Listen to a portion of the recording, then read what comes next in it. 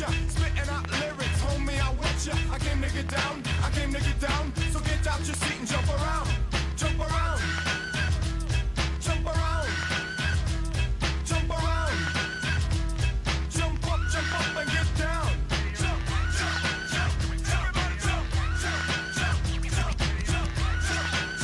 Everybody jump, jump, jump, jump, jump, jump, everybody jump, jump, jump, jump, jump, jump, everybody jump, jump, jump.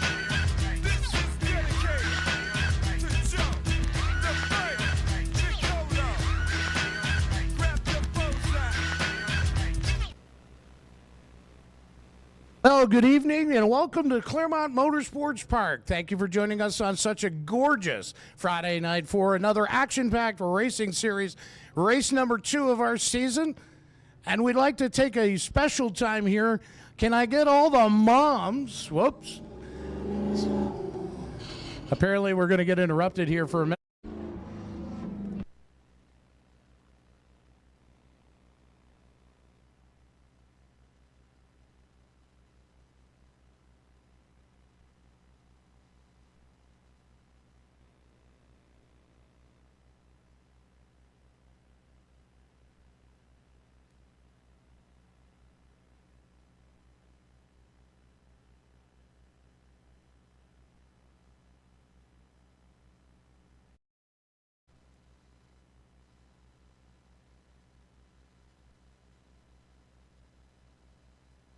The 42 car clears the track. We'll go back to our race schedule. We want to thank you all for joining us tonight here at a beautiful May night. A great night for racing. Should be an awesome night. Can I get all the moms to stand, please? All the moms, stand up, please. Give these ladies such a great round of applause.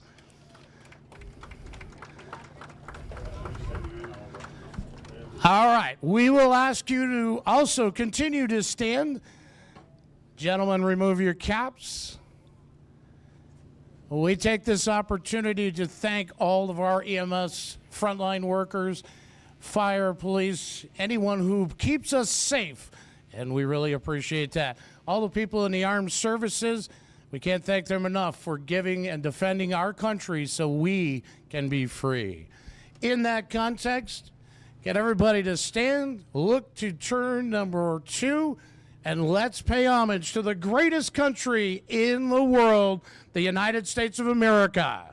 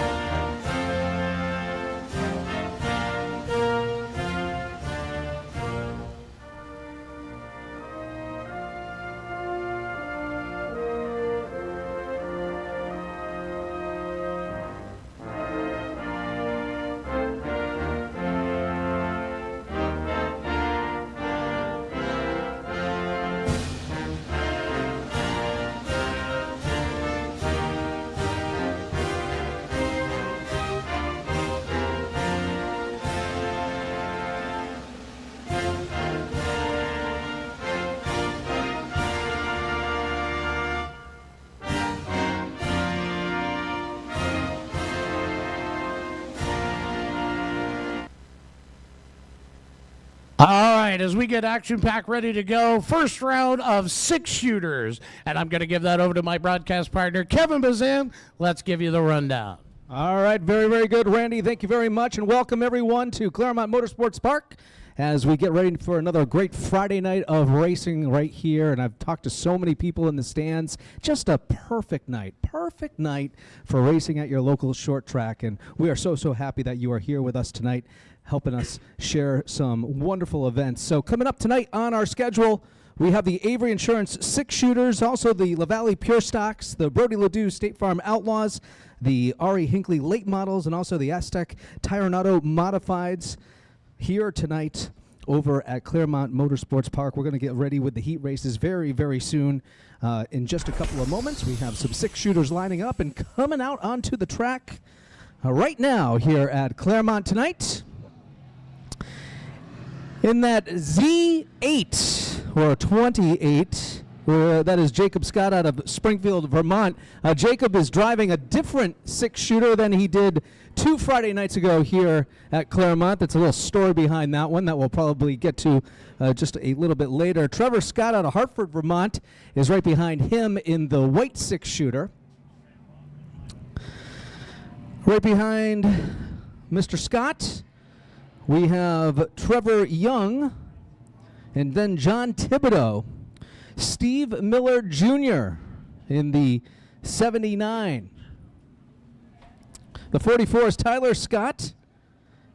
The 68 is Steve Miller. Steve Miller found victory lane last Sunday afternoon at Monadnock Speedway, just to our south. The 77 is Roswell Mason Jr. The 13 is Andrew Scott. And then in the 40, we have Ethan Mayette out of Newport, New Hampshire. That's how they line up as we get ready to do some heat laps here at Claremont Motorsports Park. 8 laps to go. We have our flagman here tonight. Mr. Chris Horton out of Winchester, New Hampshire joins us again on the flag stand as they double him up at this time by.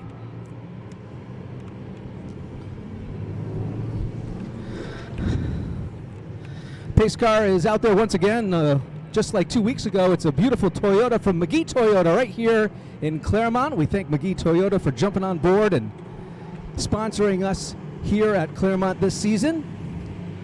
A couple of different McGee offerings will be serving as Pace vehicles this season. So Jacob Scott in the 28, and then Trevor Young in the first row. John Thibodeau, Steve Miller Jr. are in row number 2. Thibodeau Racing, a big part of the field here tonight for six-shooters at Claremont. All right, the pace car is off, and we're looking for the green flag as they approach the 603 Metalworks and Collision restart zone. The green flag is in the air, and we're going racing.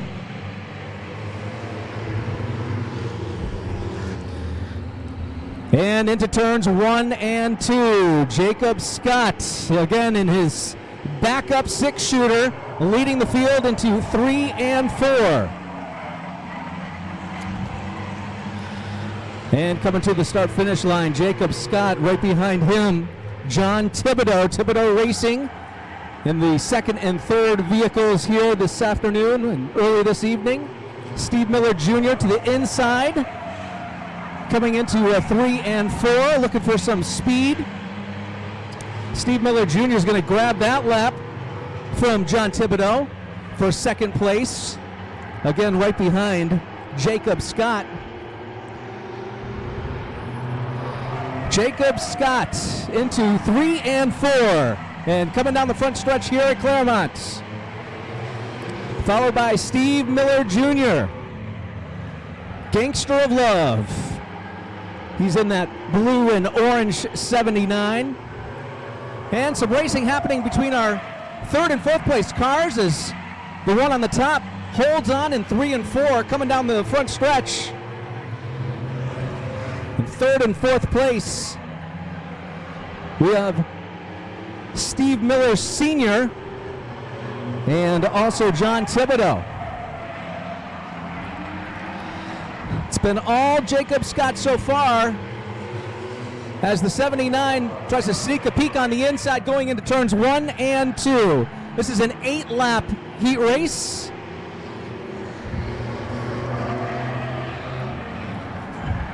Two to go this time by. 2 to go.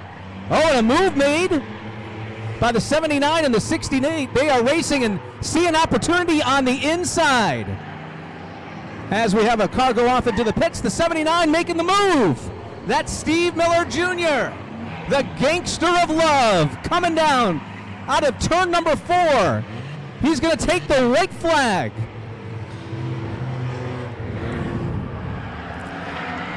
And his father, Steve Miller, right behind now, coming into 3 and 4 on this final lap. Coming to the start-finish line, Steve Miller Jr., Steve Miller, and Jacob Scott, 1, 2, and 3. The 48 of John Thibodeau comes in 4th, so Thibodeau Racing doing very, very well in that first heat race here at Claremont. Father and son battling for the top spot. We've seen that multiple times everywhere that these 6-shooters run, and it's going to be an interesting night. But we're going La Valley Building Supply Pure Stocks next. Heat number 1.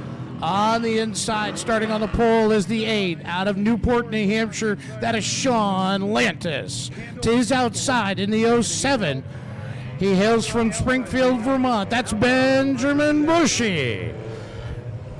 I got a chance to talk to the driver of the 14. What a great family the McClays are. In the 14, on the second row inside, that's Nolan McClay. To his outside, in the 20, now we've got to get this right this week, that is Andrea St. Amour. Next, in the inside row, the 76, that is Zachary Cooper making his home in Springfield, Vermont. Out to his outside is the 1X, that is the JP Trucking, sponsored 1 New Hampshire, for Carlos Grenier. Next on the grid is the 78. We saw him do such a great job last week, but he was not to be victorious, but he would love to be in victory lane. That is Chris Conroy. And nice to see back. The car's got a for sale sign. She says it makes it fast. Give it up for Amy Jaycox. Is that a scientific thing? You put a for sale sign on your car and suddenly it just goes a little bit faster? She says it is, so we're going to see what happens down at Monadnock. We saw Gordon Farnham win in his feature last week, but he had sold the car the day before. I heard it was a sale in the parking lot. It was it's interesting. A parking lot sale. If he just held off just a little bit, maybe he'd have got more money.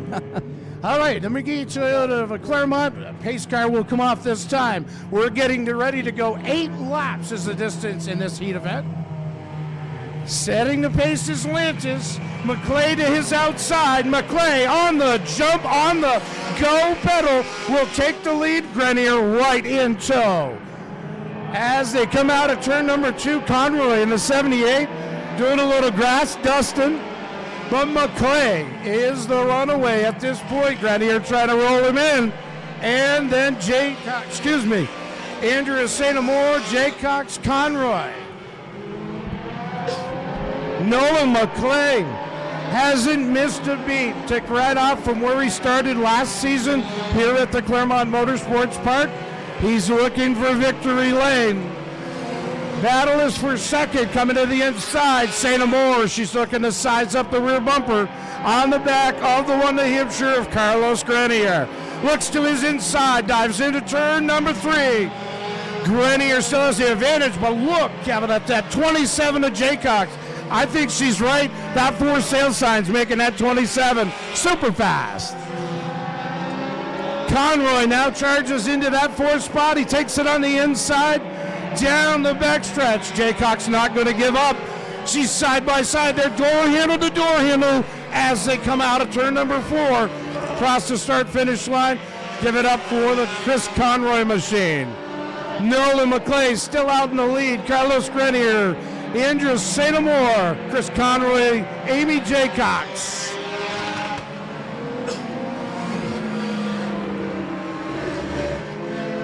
Battle now ensues for that second spot. St. Amour trying to bide some time. She looked to the inside multiple times. Maybe does she try to swing it to the outside, or is she going to wait for Grenier to mess up? Grenier holds his line. She's right there on the bumper in that 20 car. Andrea St. Amour looking to move forward. Stays in the hot. 1 lap to get it done. McClay still your leader in the 14. Carlos Grenier in the 1 New Hampshire. Getting all kinds of worked over by the 20 of Andrea St. Amour. St. Amour trying to take the second spot.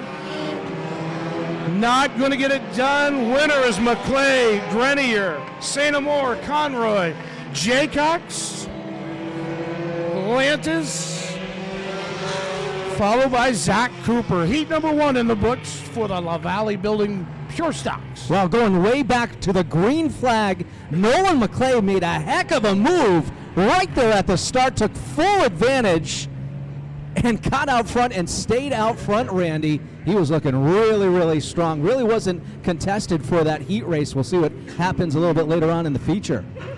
Heat number 2 for the La Valley Building Pure Stocks shows Chris Bingham in the 43, scheduled to start on the pole out of Charlestown, New Hampshire. To his outside, the 24, that is Colton Hull out of Fairleigh, Vermont.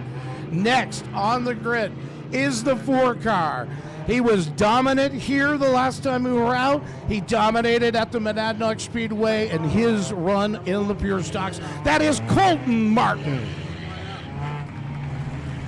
Next on the grid, like the paint job, he said there was too many black cars, so he went red, white, and blue. In the 38, that is Springfield, New Hampshire's Jim Rhodes. Next on the grid in the 20 Vermont, he's your last year's champion in this division out of Chelsea, Vermont. That is Chris Chambers. In the 5, Claremont, New Hampshire is where he calls home. That is Aiden White. And taking tail in the 74 out of Randolph, Vermont, that is Keegan Tabor. Yeah, Randy, you are right. Colton Martin has been dominant these past 2 weeks. Dominant last weekend over at Monadnock Speedway and also winning 2 weeks ago tonight here at Claremont. Looking for victory number 2, no doubt in my mind, but I don't think Hull's going to have anything to just brush you away from. So Hull will lead them to the green as they come to the 603 Metalworks in collision. Restart zone. Chris Horton says, let's roll them out. Green is in the air. Colton takes the jump, working that outside through the middle. Hull staying to his inside low, but Martin's going to have the advantage down the back stretch as they approach turns 3 and 4. Oh, contact between Hull and Martin. Gives him a little knock, lets him know he's there. Chambers now looking to get into the mix. 1, 2, and 3. Martin, Hull, and Chris Chambers. Martin has found the preferred line down on the bottom. Seems to be working well. Now he opens it up. Hull looks to look to the inside. Not going to be able to get it done quite yet. Maybe he's just patiently waiting. And that's what I've been most impressed about Mr. Martin. For a young man, he knows where to be. He looks, he pays attention, and he's getting the job done. Colton will still continue to the lead. Hull in second. Chris Chambers showed a little tire smoke from the left rear on the 20 car. Hull looking to wind up to 24. He gets to Martin's back bumper. Now trying to make the challenge. Halfway this time by. We've got 4 in the books. 4 more to go.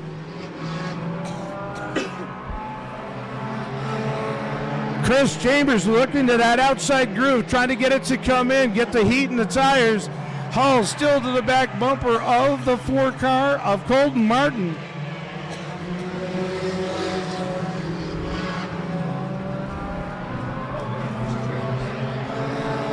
Hull now glues to the back bumper, going into turns number 3 and 4. Watch him on the exit. Colton Martin looks that much stronger as he comes out of turn number 4. Crosses the start-finish line. It is now a 5-car race for that top spot. Everyone looking to take it away. And Colton Martin, the crafty young star of tomorrow, coming down through, takes the white. Anybody makes the challenge, it's going to be Hull or Chambers, but maybe we see a change of position behind the leader. Colton Martin exits turn number 4, coming down to take the checker, and will win his heat race tonight. Great job by Hull. Chambers coming from the back in white as well. Well, Colton Martin really strong in that race, but hey, let's give some credit to Colton Hull as well, and also, as you mentioned, last year's champion Chambers. They were given giving Colton there a run for his money, making sure that he earned that race. We have the State Farm Outlaws coming up next. We have 7 Outlaws in the paddock here tonight at Claremont Motorsports Park. Coming out the 00, he was our winner 2 weeks ago tonight out of Charlestown, New Hampshire. That is Ben Poland. To his outside. He ended up 3rd 2 weeks ago tonight. He said his team is looking to find some speed. That's Ryan Courier out of Alstead, New Hampshire, in the Blair Auto Salvage 3 Outlaw. Starting 3rd, Dick Lamont out of White River Junction, Vermont, in the 18 tonight. Can't miss that car out there. Nice, bright Outlaw. In the 10, we've got Steve Bly, the famous Bly family racing out of Windsor, Vermont, the JB Electric Outlaw, piloted by Steve Bly. The local guy, Tyler Lescord, in the 15 Outlaw to Claremont, New Hampshire. Tyler Lescord racing tonight in the Vermont Steelcraft Outlaw. Guy Karen came in 2nd 2 weeks ago tonight out of Lemsford, New Hampshire. He drives the 8. And also joining us tonight out of Claremont, New Hampshire, it's Max Bergstrom in the 3X. The McGee Toyota, our pace car. The lights are out. Heading down pit road as they approach the GO3 Metalworks and Collision Restart Zone. We've got the green flag in the air and we're racing. Let's see what Courier can do tonight. His team looking to find some speed in the last 2 weeks. He did not race last Sunday over at Monadnock Speedway. Took some time off. But that was his big message. 2 weeks ago tonight, I got to find some speed to beat this 00. Ben Poland out in front, Courier. And then the number 10 of Steve Bly. Guy Karen in a new machine this year. He goes to the inside of Bly. He's in the 8. And he's racing door to door with Bly, coming around the start-finish line into 1 and 2. Guy Karen able to get some speed on the back stretch and get ahead of Bly. Poland, Courier, and Guy Karen, 1, 2, and 3. Tyler Lescord in the and also the 18 of Dick Lamont. The 3X a wee bit slower than the rest of the field as Ben Poland comes from behind. He's got to go to the inside to let the leader pass on lap number 5. State Farm Outlaws, they race for 10 laps. 10 laps in this heat race.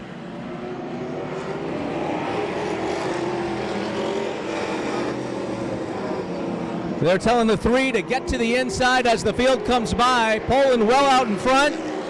It'll be 2 to go. This time by. But no problems for Charlestown, New Hampshire's Ben Poland. Ryan Courier, Guy Karen, 1, 2, and 3. Steve Bly in the 10. With the white flag up. One more time around for Ben Poland in the 00.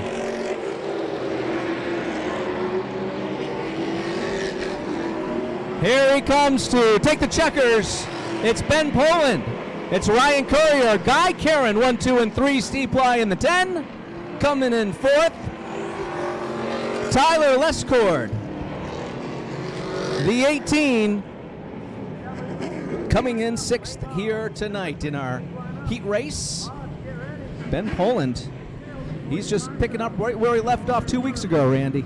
He's no stranger to victory lane. He'd love to make everything work for him. Hey, while we have a quick break in the action, full tub of ice cream bar in Dwight's Den. You can choose from Blue Bunny novelty items, or you can have them make you a custom ice cream sundae. Wow, I was waiting for that door to open, and the door is open. So kids, mom and dad, if you're looking to make your own ice cream sundae, head on over to our merchandise building. Dwight Jarvis t-shirts too? Vintage. Dwight Wow. Jarvis t-shirts. All right, as we start, this is the R.E. Hinckley Late Models Heat number 1. On the pole out of Ascutney, Vermont. He calls himself, nicknamed the Weasel, in the 4 Vermont. That is Chris Riendo. Last week's winner, the 81, was on a rail. That is Claremont, New Hampshire native Andrew Baruso. The young gun, they call the Massachusetts Missile in the 45. That is J.D. Stockwell. Multi-time national champ, multi-time street stock, now late model, and going to be a married man tomorrow. He ties the knot with his partner Alyssa, and we can't wish him nothing but the best. The 20s, David Greenslet. In the 79, that is Trevor Rock.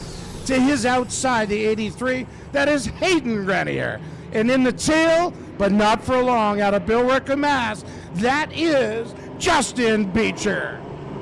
Coming to the green, working through the 603 Metalworks collision restart zone. Green is out. Riendo with the jump. Greenslet all over the back bumper of the 81 of Baruso.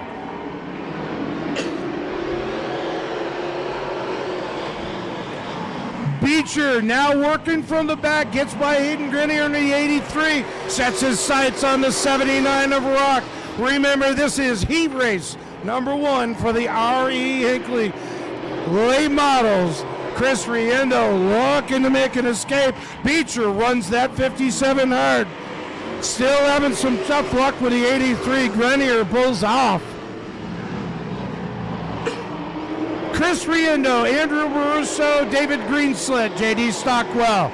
In the back, the two racing as hard as they are up front is Beecher and Trevor Rock.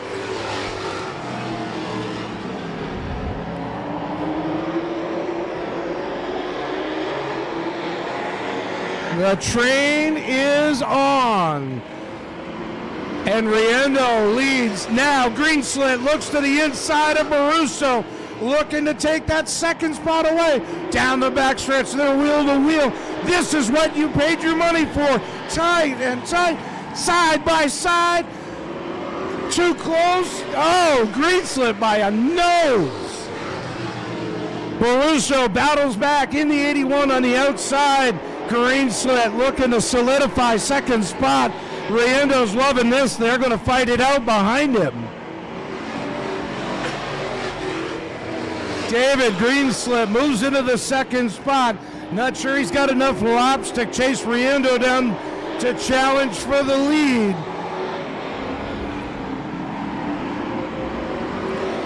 Chris Riendo, David Greenslet, Andrew Baruso, and 4, 5, and 6 still unsettled.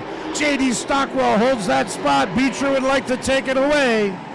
2 to go this time by Beecher, all over the bumper of the 45 of Stockwell. He dives into turns 1 and 2. He'll take the advantage coming out of 2. Chris Riendo taking the white flag. David Greenslet, Andrew Baruso. Dead heat at the line behind Beecher is the 79 of Rock, who now gets by Stockwell. Coming to the checkers, it's Chris Riendo, David Greenslet, Andrew Baruso, Justin Beecher, Trevor Rock, J.D. Stockwell. Chris Riendo pretty dominant right there in those heat laps. And David Greenslet with a pretty big battle there with the 81. And when he finally was able to pass the 81, he just didn't have as many laps left that he needed to catch up with Riendo. We'll see what happens in the future. Maybe he's concerned about tying the knot tomorrow. Got things on his mind, Got a jitter action going on. All right, heat race number 2, R.E. Hinckley Late Models. On the pole in the 35, that is Chris Lindquist. Next to him, in the 33 Vermont. It's the WeBuyHouses.com 33. That is Matthew Sunhalter. Next on the grid, out of Enfield, New Hampshire, the Streeter Construction sponsored 73 for Joe Tatro. As the rest of the cars come out of the track, the 02 out of Claremont, New Hampshire. She's looking to get to victory lane. That's Brianna Acusas.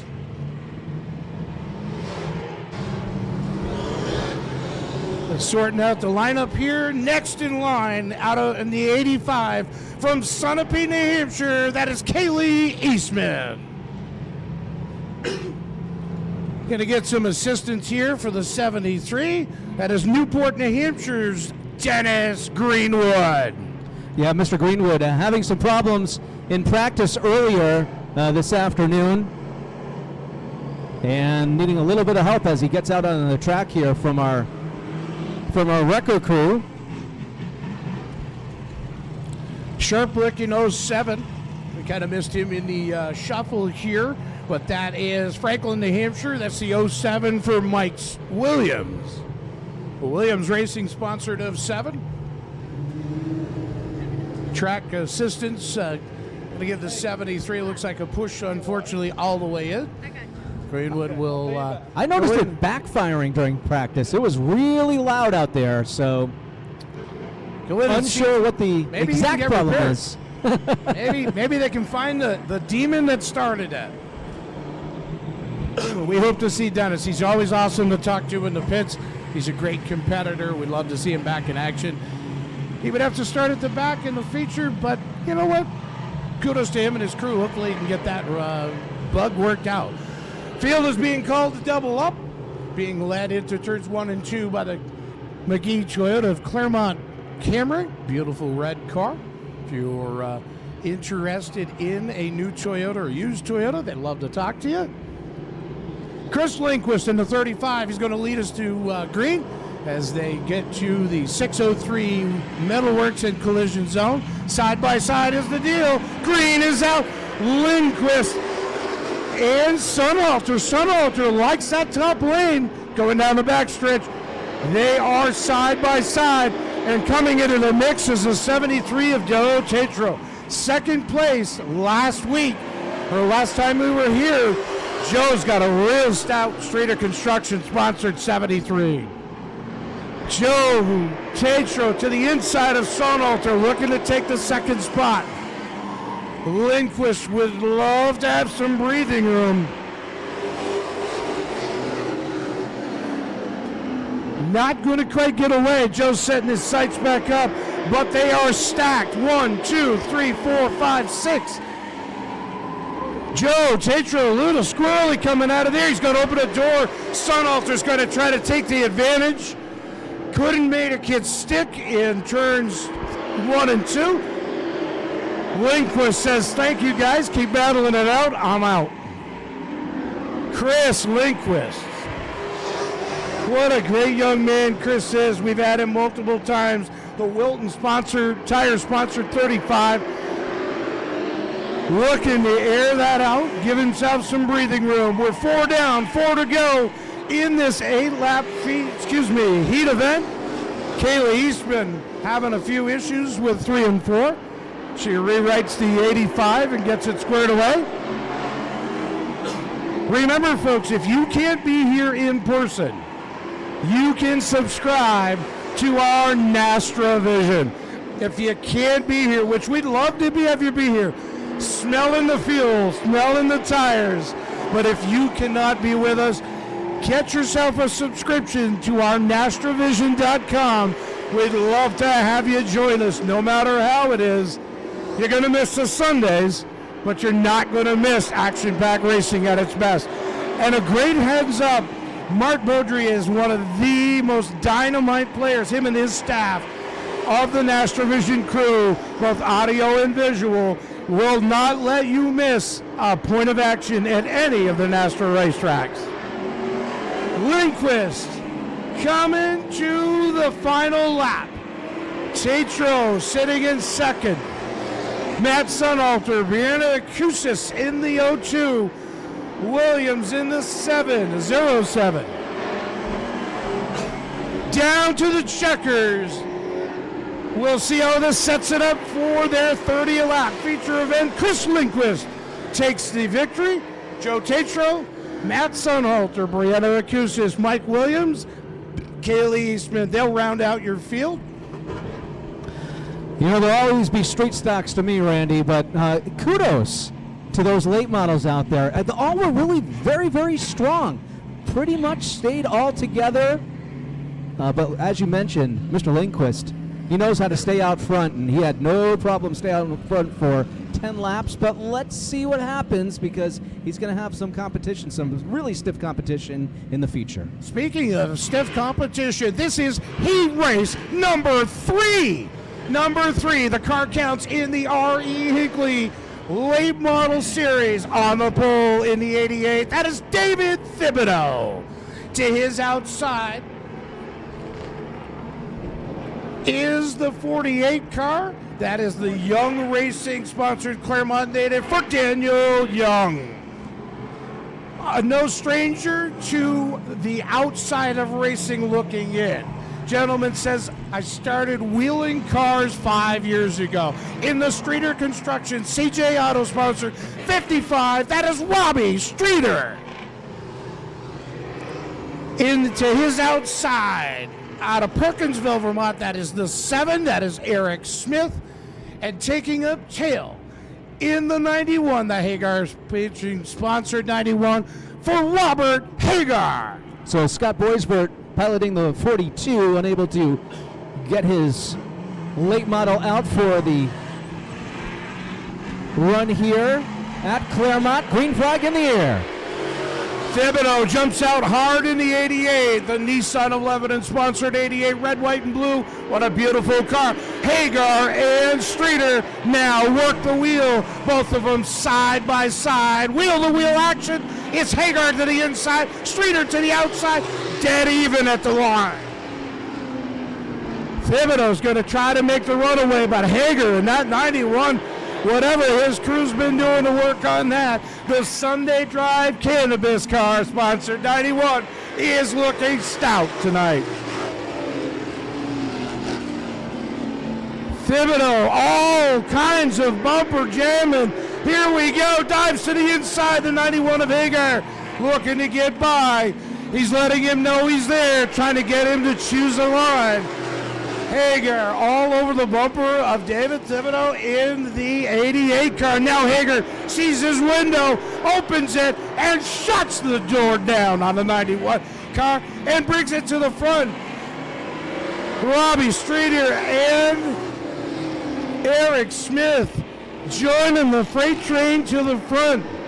Hagar in the 91, Robbie Streeter in the 55, the 7 of Eric Smith.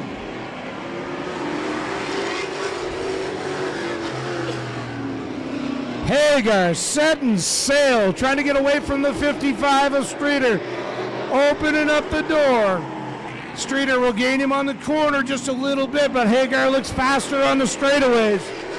Robert Hagar in the 91 car. Robert always comes to race, always wants to be in victory lane. Coming to the stripe, Hagar. Robbie Streeter in the 55, Smith in the 7, Thibodeau in the 88.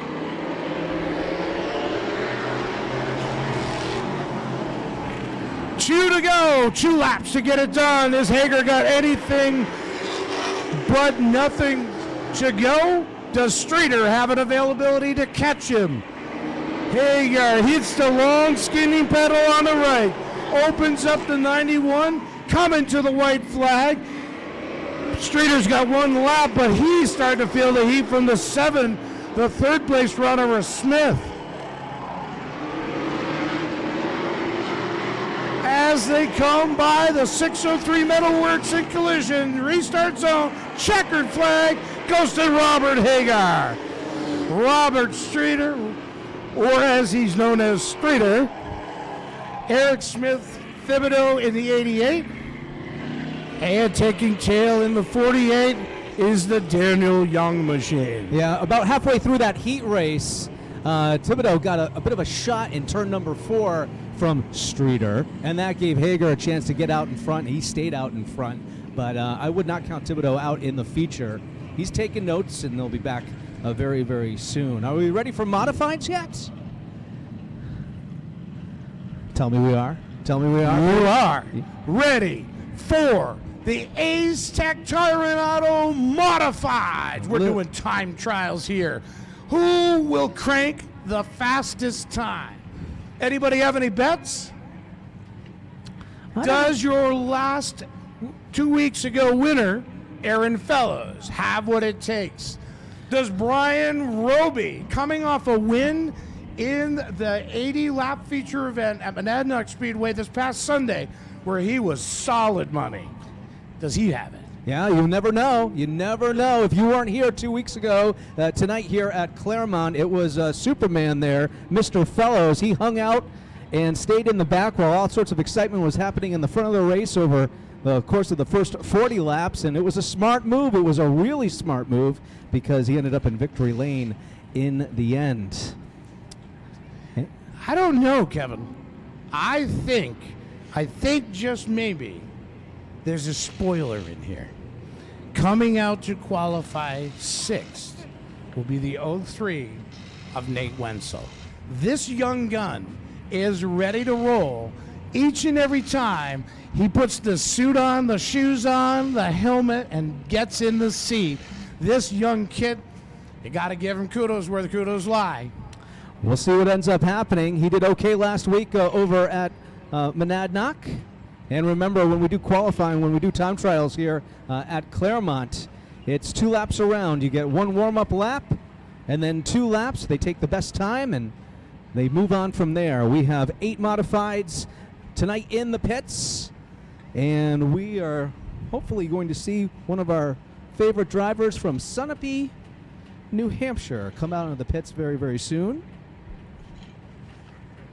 Just a reminder to everyone in the stands here tonight at Claremont, there's no smoking in the stands here at Claremont. We ask that if you are going to smoke, please take that to behind the buildings, and we try to keep the smoking out of the stands here at Claremont for everyone's comfort. We appreciate your cooperation with that very, very much.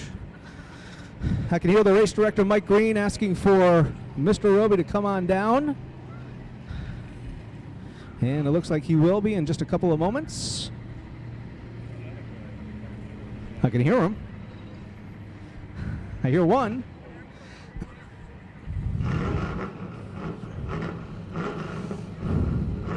Kevin, while we have a quick pause, we want to thank Zulu Property Maintenance. Go over there. If you're of age, go to the Turn 1 Tavern. We thank them for sponsoring that. Give us a wave over there, guys and gals in the Turn 1 Tavern. Are you having a good time here tonight?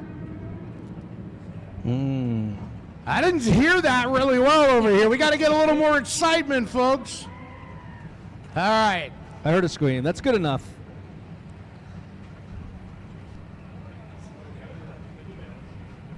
All right, we're just in staging right now to stage the modifieds, getting them ready to go here. We want to thank everyone that helps out, Artie Grenier and the folks in the concession stands, the folks here in the tower that do all the scoring. There's a lot of behind-the-scenes folks that constantly do all these magical things, and it just looks like things happen sometimes. And you wonder, why does this happen? How does this happen? That young man on the flag stand, I've been pretty proud of watching him over the years at the Monadnock Speedway. Give a quick round of applause to Chris Hilton for your flagging detail. He's kind of a celebrity now. You know, it's kind of neat to watch. I watched him years ago. He was hooking cars at one point in the infield, taking cars off the track into the pits anytime somebody needed him.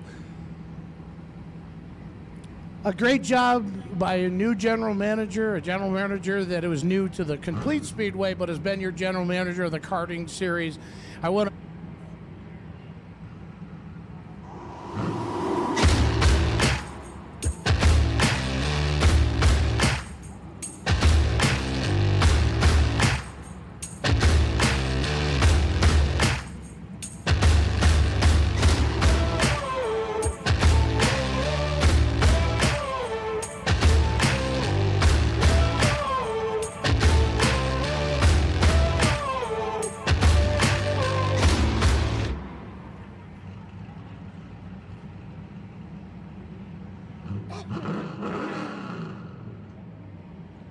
Speedway for its inception since 1971. So he's got a few days behind a microphone.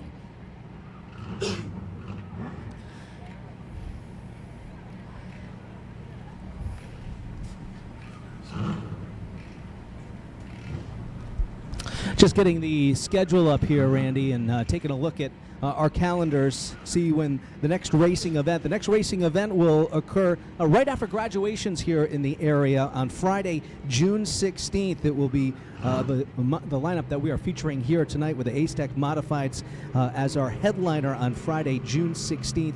Also in the month of June, 2 weeks later, will be in action on Friday, June 30th with weekly racing action. JDV Productions, though, get ready for them on July 29th. More on that in just a bit. Out on the track, I'm unsure if TJ had a chance to get some practice time in, but this is Trevor Blow out of Troy, New Hampshire. All right, green flag is in the air, and it looks like he's going to time trial first.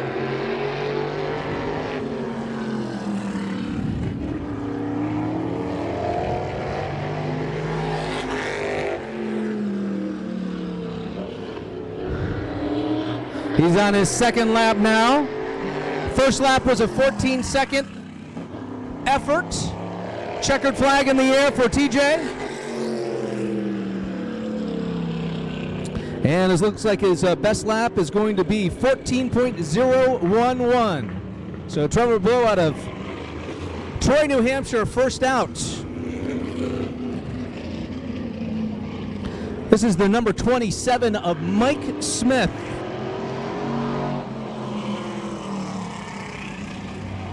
Mike Smith out of Centipede, New Hampshire, takes the green flag first time around.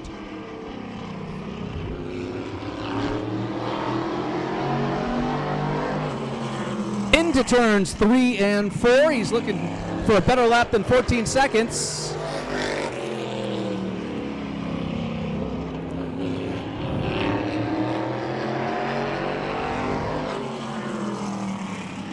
Coming around, Mike Smith takes the checkered flag. And we're still looking for a time for Mike. Might be having a transponder issue with his modified. So we still have Trevor's time up as the lead time. Bradley Lamont in the 5B. He's out of Heartland, Vermont. And the Herschel's Auto Dave Boynton Painting Modified.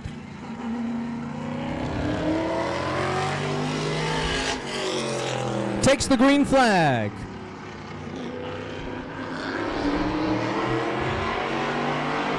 Dave Lamont into 3 and 4.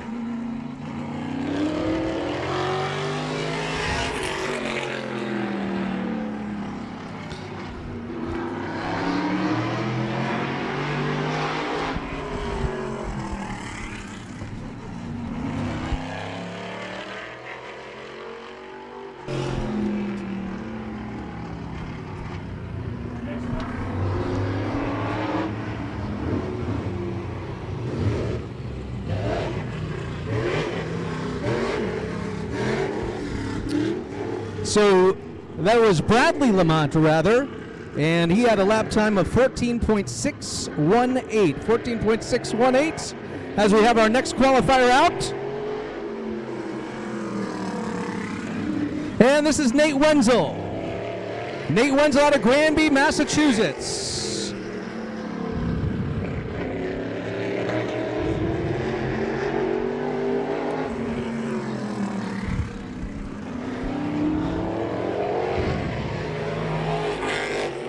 Nate Wenzel, a time of 14.045 on lap number 1.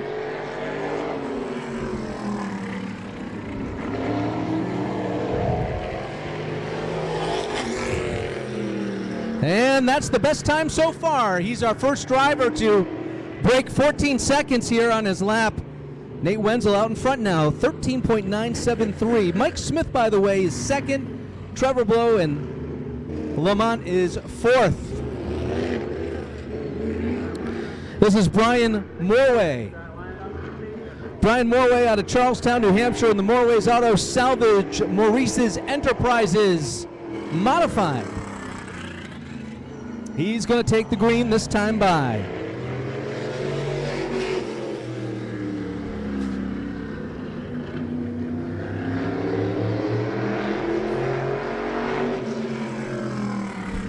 Morway looking for a fast time here on his first lap. And he doesn't get one. That's about a second off the pace of the leader. Morway in the 33, taking the checkers. Better lap that time by, but he's going to still find himself in the back of the field.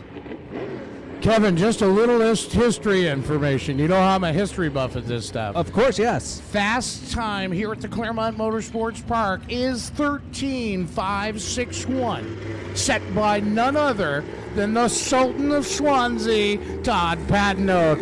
Maybe Superman can break that record. So he won the race 2 weeks ago. Not Todd Patnock, but Aaron Fellows in the 29. Aaron Fellows out of Croydon, New Hampshire, in the Victor Branch Construction LaValle Building Supply 29.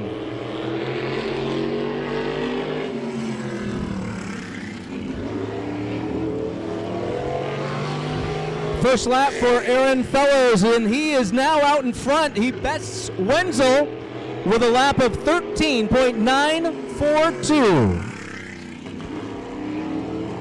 And this lap will just be for show. Even better, 13.792. Fellows now with the fast lap here at Claremont. Fellows, Wenzel, Mike Smith, 1, 2, and 3. This guy ended up on the podium a couple of weeks ago as well.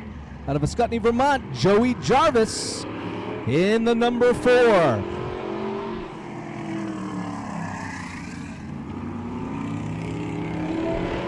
Joey Jarvis taking the green flag in the 603 Metalworks and Collision Modified. I hear we might see a younger driver in this Modified sometime soon. Joey Jarvis with a lap of 14.432 first time around.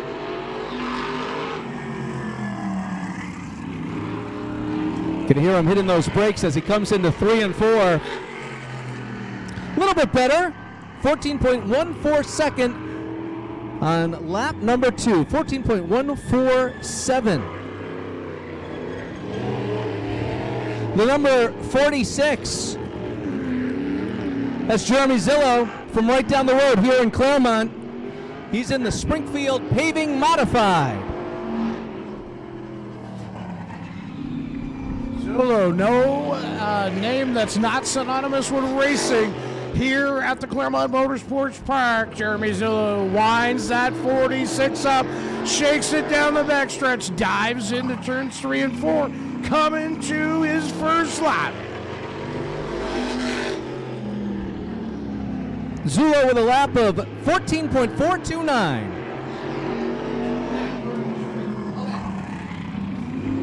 We'll see how lap number 2 goes. A little bit better. Lap number 2 was better, 14.043. Zillow in 5th place now for best time. Quick little shout out to Chantel. She's going to be celebrating a birthday this week. So happy birthday, Chantel. Brian Roby in the 25. Tasted victory last week at Monadnock.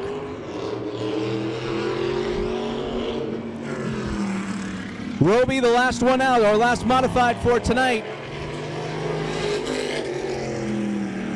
Time trial qualifying for modified, so officials figure that this is better for the teams, it's better for the tires, less wear on these machines. Roby with a first lap of 14.047.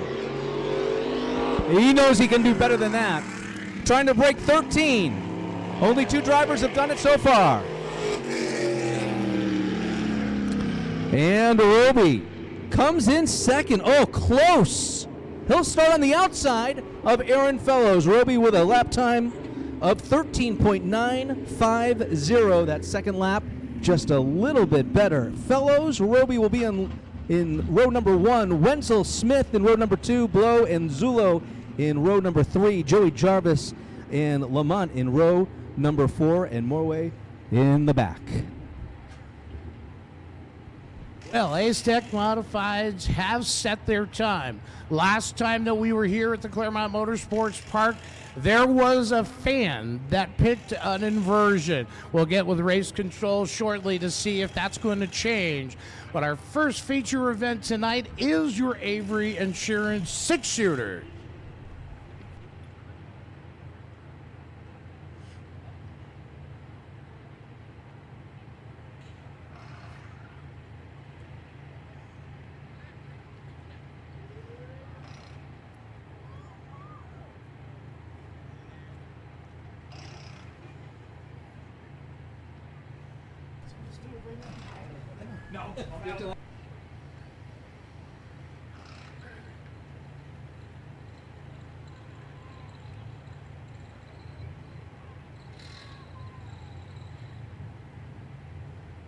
You know, Kevin, we were talking earlier about rich in history.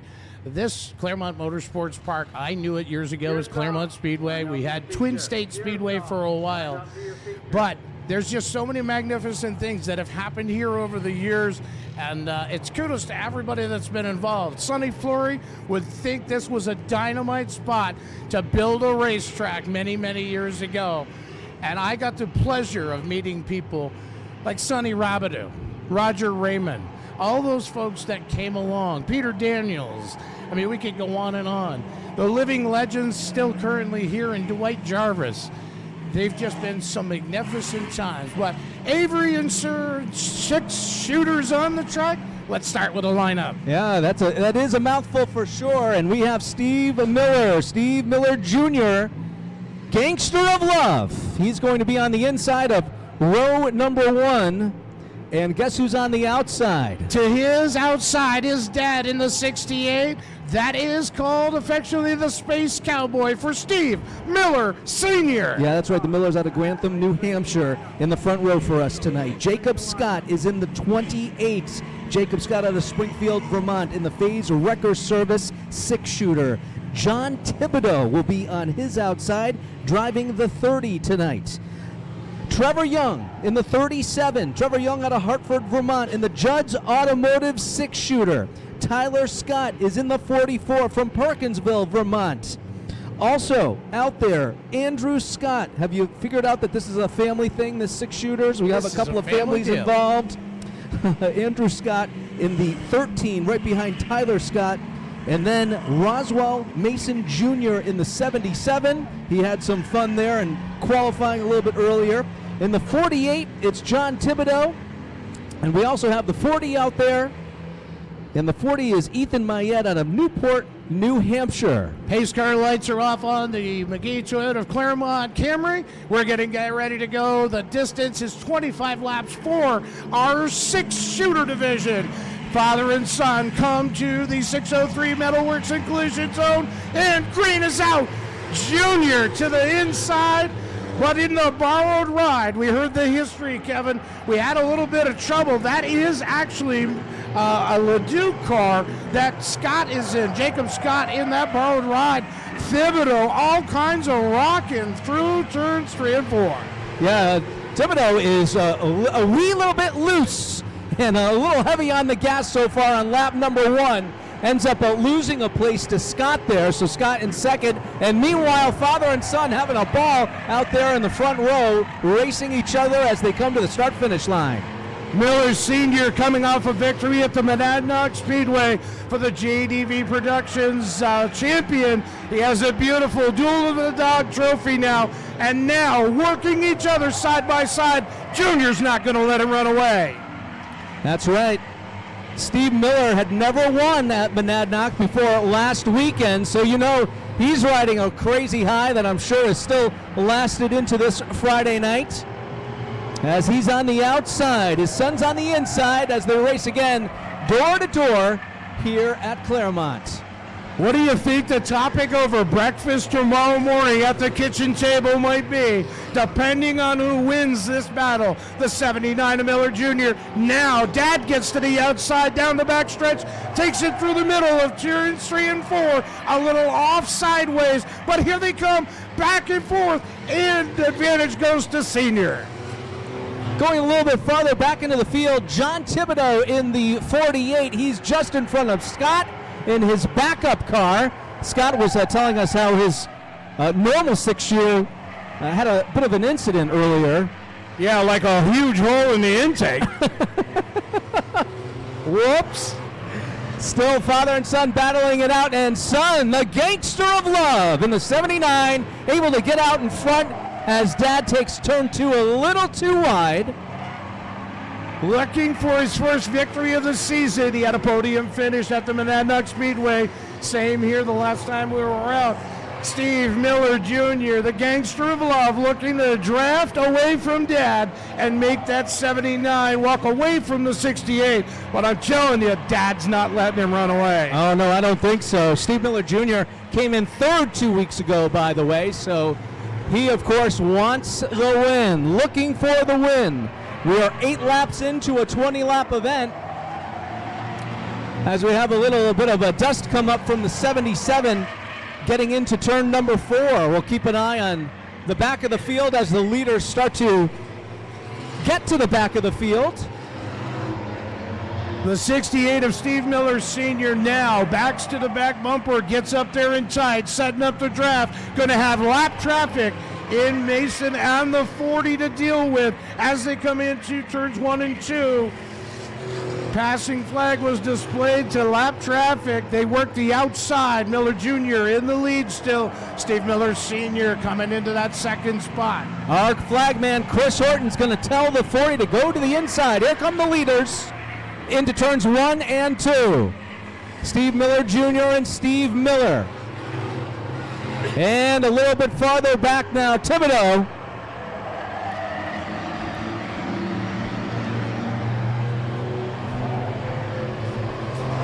Halfway through.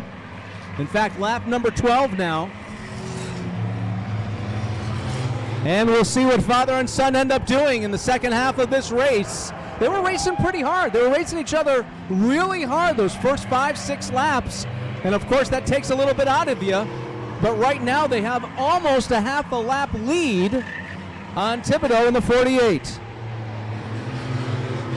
Battle ensuing back further. It's Scott, and then Thibodeau in the 37. They're dicing in the back of this field. But so far, it's been the Miller and Miller show in the 2, father and son. Son leading the father. Now the challenge looks like to the inside for the 68. The door gets slam closed. Thibodeau Racing really dominating this feature here at Claremont tonight. Yeah, you're right, Randy. We still have some close racing between father and son. Now Steve Miller coming right up to Steve Miller Jr.'s bumper into 3 and 4. Careful into turn number 4 and down the front stretch.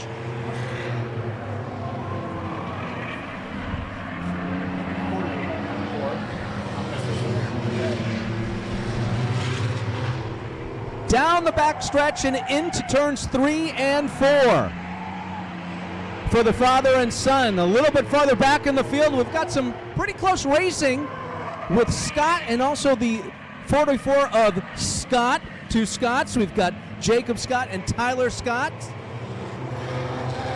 37 as well, that's Trevor Scott. The whole Scott clan is back there, and wow, we have some traffic with the 40. The 40 is in the way. And that's going to make for an interesting turn 3 and 4 for these 6-shooters. And they're able to get through. 77 is off the pace and into the middle as the white flag now is in the air. Let's see what father and son do on the last lap. Junior out of turn number 2. Senior on the outside. As they come to the finish line. And in the checkers, it's going to be Junior with the win. And Senior Steve Miller just on the outside. Thibodeau comes in third. Jacob Scott comes in fourth. And the whole Scott clan behind him. But it was really the Thibodeau Racing show here this evening. Tonight in the six-shooter division. The Avery Insurance six-shooters here at Claremont as our top three make their way to the flag stand, make their way to victory lane, and it will be Steve Miller Jr. grabbing the checkered flag and taking his victory lap, the winner of our first feature here tonight at Claremont.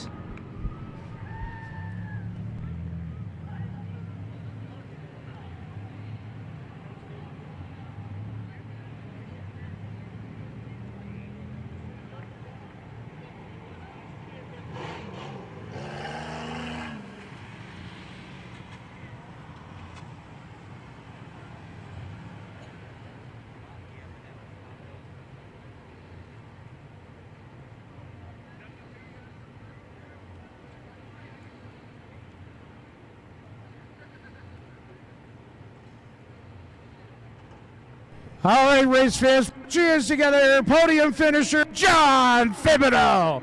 Buddy, that was a ride. These guys took off and set sail on you, but what do you think? It's fun. It's always fun. I need to thank some people so I don't screw it up. Don't mess that up, whatever you do. All right. I want to start with my wife. She's a great support. So she's been here. She's been helping out. She does what she can. She's no mechanic, but if I ask her to get in the car and do something, she'll do it. So first off there. Second off, I got to thank everyone that came tonight. I know I got more people in the stands than I deserve, but anyways, we put it in a podium. And thanks all for coming and watching and hanging out. I want to say happy Mother's Day to my mother and all the other mothers on Sunday. I need to thank Nick from Nick's Towing. He is my wrench this year. He's doing whatever I need him to do and smiling the whole time. Sorry, am I getting long? No, you're doing fine, bud. And then I got to go to sponsors. So start with Tony Quadros with LFOD. He's been a supporter of us, the Thibodeau Racing thing for a few years now from when we started. I need to go to the other side of the car for a minute. Oh, let's go to the other side of the car. Quick, we'll follow this way. Good Time Vacations, Bottom Up Tumblers, and that's all I have. John, such a great job, such a great competitor. Welcome to the podium. We're going to take a walk down here. I saw this cat wheel the heck out of this machine at the Duel of the Dog. Steve Miller, I'm telling you, that Space Cowboy run, you had it rocking tonight. Yeah, I couldn't quite get by the Gangster Love, though. Man, it was what a battle to be out here running with my son like that. What a blast we had tonight. It's all about family. This is a racing family. If you haven't got it, if you don't understand it, this is family. You guys are out there working on these cars, both upside down in them. I watched you in the pits. You're working on his. He's working on yours. Yeah, we do help each other out, absolutely. But we've got a lot of sponsors to thank as well. I got to thank Milne Travel. We've got Harpoon IPA on my hood now. We've got Avery Insurance for sponsoring the division again. We really appreciate them. Fired Up Pizza is up in the stands with us tonight. We've got Grand Wine and Spirits, Judd's Automotive, CNR Service, Bolio Concrete, and Hillside Property Maintenance. So I think I got the majority of them. And, of course, got to thank John Thibodeau for getting me into this. What did he get you into? Nothing but trouble, right? Yeah, exactly. But it's been a lot of fun. But, it's a love-hate thing with him. Steve Miller Sr., let's make our way over here to the Gangster of Love. I'll tell you what, Steve Miller Jr., you weren't letting the old guy by tonight, were you? No. Well, here's the deal. I'm the best there is, plain and simple. I wake up every morning, I piss excellence, and no one can hang with my stuff. So I got to thank Fired Up Pizza. I know Dexter's out there tonight. Thank you so much. Seeing our service center, and my dad as always, and just Thibodeau Racing for the 1, 2, 3 tonight. That's awesome. I was not letting him by tonight. Ain't happening tonight. Steve Miller Jr. in victory lane. Kevin will take it back to the top. What did he say he does first thing in the morning? What? Had to do with something in excellence. Yeah, okay, all right, we'll move on. Hey, we got Pure Stocks coming up over here at Claremont, and wow, what a field. And some really talented drivers coming back to Claremont this year, and one driver in particular who has just been super hot the past 2 weeks, both here and then down at Monadnock Speedway. That is Colton Martin. We're going to keep an eye on the number 4 in our next race event, the La Valley Pure Stocks. They're going to race for 25 laps over here at Claremont. Colton ended up practicing and also qualifying very, very well. So we'll see how they line them up in just a couple of moments here as they get the photos all done. 6 shooters will be off the track, and we'll get those Pure Stocks out here in just a moment. I gotta go. I gotta call my doctor and have him send me to an orthopedic. I gotta go and have surgery on myself. Hey, again, if you're in the mood for some ice cream, this is big here tonight. Full ice cream bar available tonight at Dwight's Den. Of course, Dwight's Den, where you get all that great merchandise. You could choose from Blue Bunny novelty ice creams or create your own sundae, which is always a fun thing. Topped with whipped cream, sprinkles, cherries, banana splits, root beer floats. They've got it all over at Dwight's Den. And they have some vintage T-shirts, which I've got to get my hands on. Let me tell you. Some T-shirts that, I don't know, were in a garage or in someone's attic for the past 25, 30 years. You're never going to see these again. So ask for them when you head on over to Dwight's Den. Here they come. Pure Stocks here at Claremont, and leading them out in the number 14 is Nolan McClay. Nolan McClay out of Claremont, New Hampshire. He, too, was super fast in qualifying. To his outside will be the young driver, Colton Martin, who I believe is 14, out of Claremont, New Hampshire. He drives the number 4. It's the number 4 603 Metalworks and Collision Pure Stock. Row number 2 is the 1NH. That is Carlos Grenier.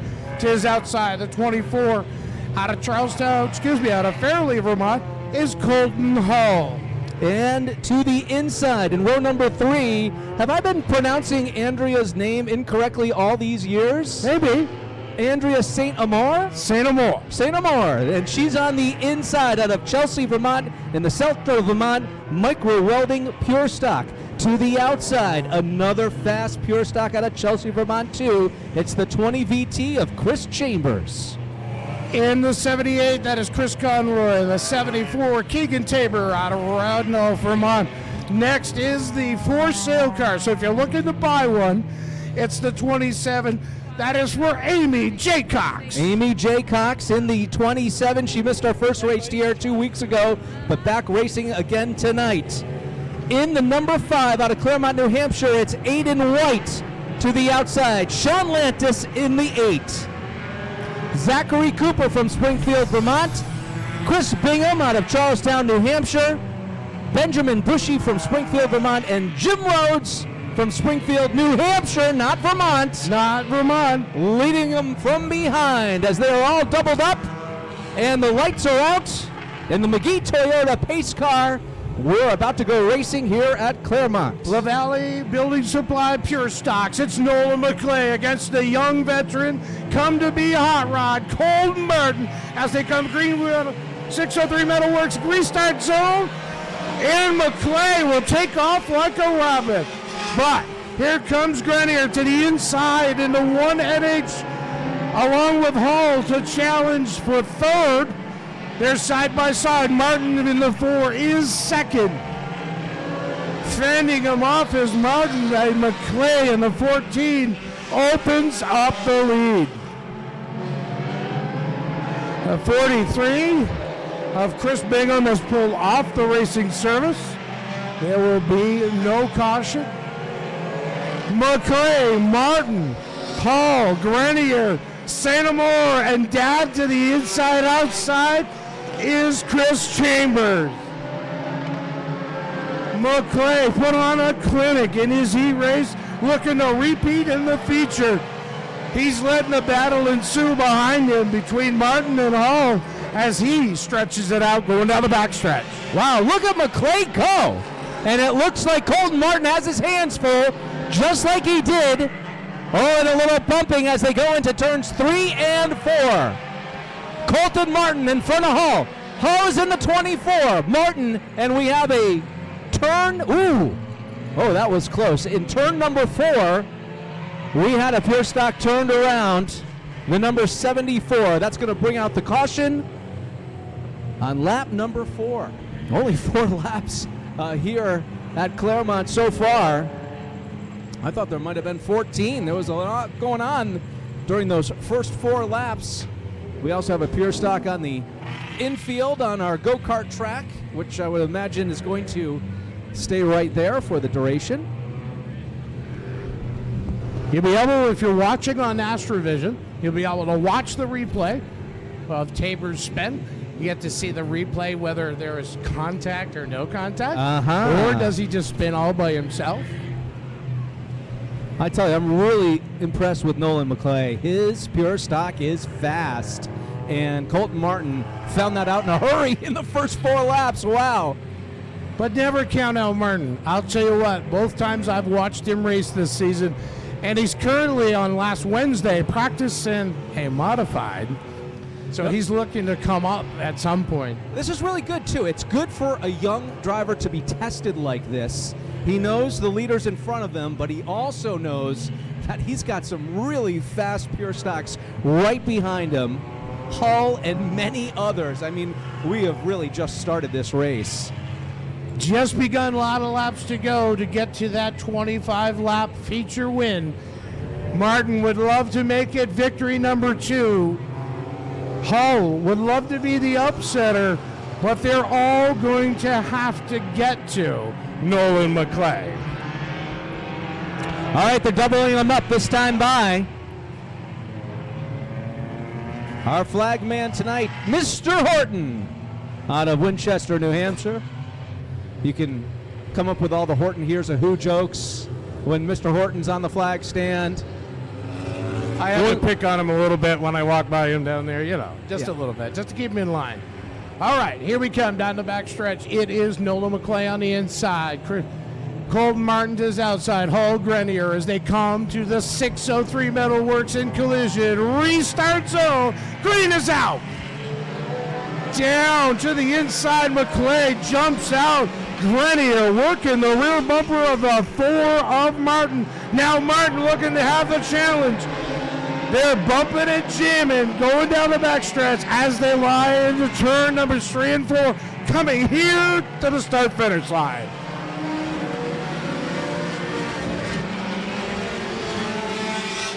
Nolan McClay, Kevin, he's just working the wheel.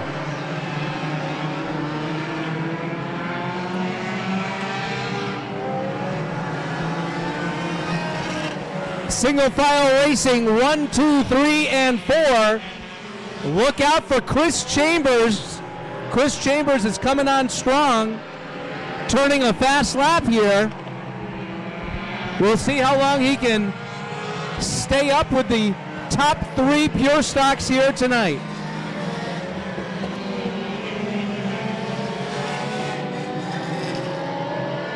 Heading a little bit farther back in the field, Amy Jaycox also holding her own. She's racing on the outside and has been for most of the race. Now she's finally she's back on the outside again, trying to find some room on the inside. The field starts to spread out here at Claremont. Nolan McClay still out in front. Colton Martin is in second. And then Colton Hull is in third. As our leaders stretch out, McClay, Martin, Hall, And now comes Chris Chambers, St. Amour. But look at the battle between Creighton and Grenier ensuing further back for 5th, 6th, 7th. No, I got to wonder if they made Colton Martin put on some weight. If they make Colton Martin put on some weight between the last race and this race. We'll have to talk to our tech friends and see what's going on as we have some. Wow, Amy Jaycox with a little bit of an adventure in turn number 4, but she gets out of it. We're still under green.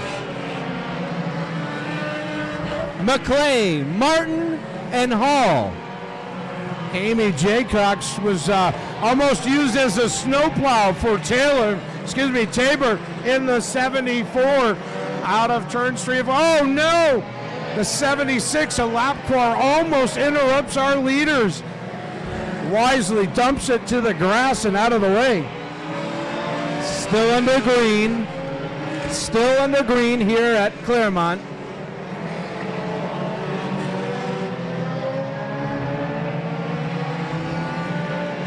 At 76 Halfway. of Zachary Cooper is already down a lap.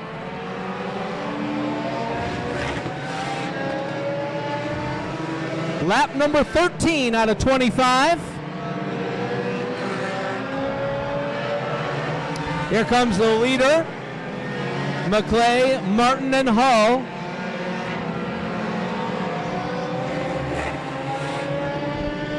No problems for McClay. Martin starts to get some space between him and Hull. About 2 car lengths now. The 20 of Chris Chambers isn't too far behind either. 10 laps to go. 10 laps to go. Some of the lapped cars having a trouble getting to the inside and following our flagman, Mr. Horton's orders.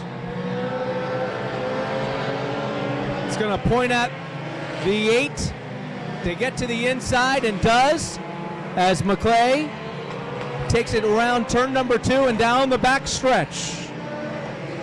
McClay now well out in front. He's got about a 10 car length lead right now. And wow, that 14 is just on a rail.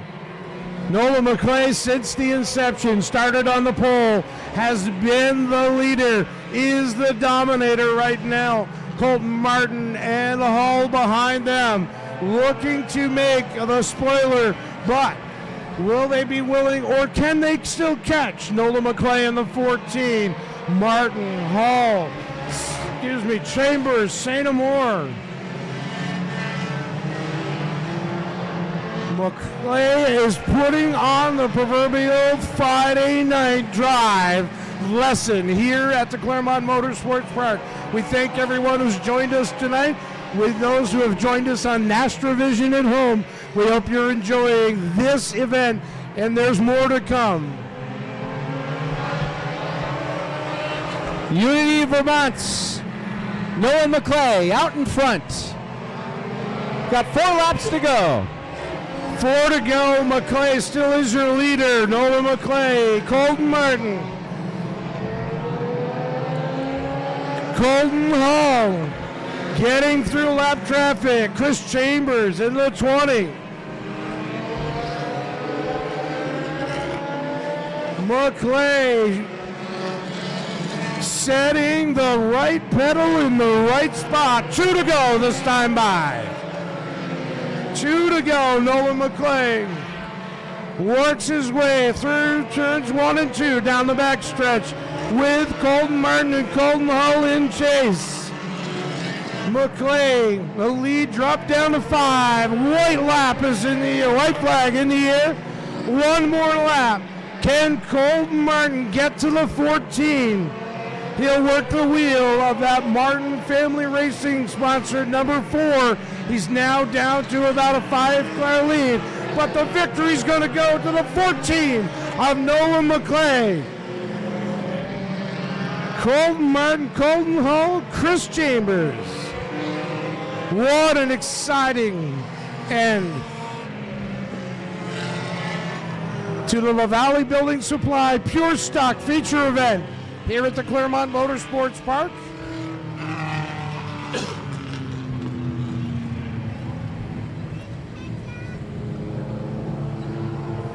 As the competitors settle into their respective spots. Great job by Colton Martin and Colton Hull, second and third. But give it up for victory number 1 in the 14. That's Nolan McClay.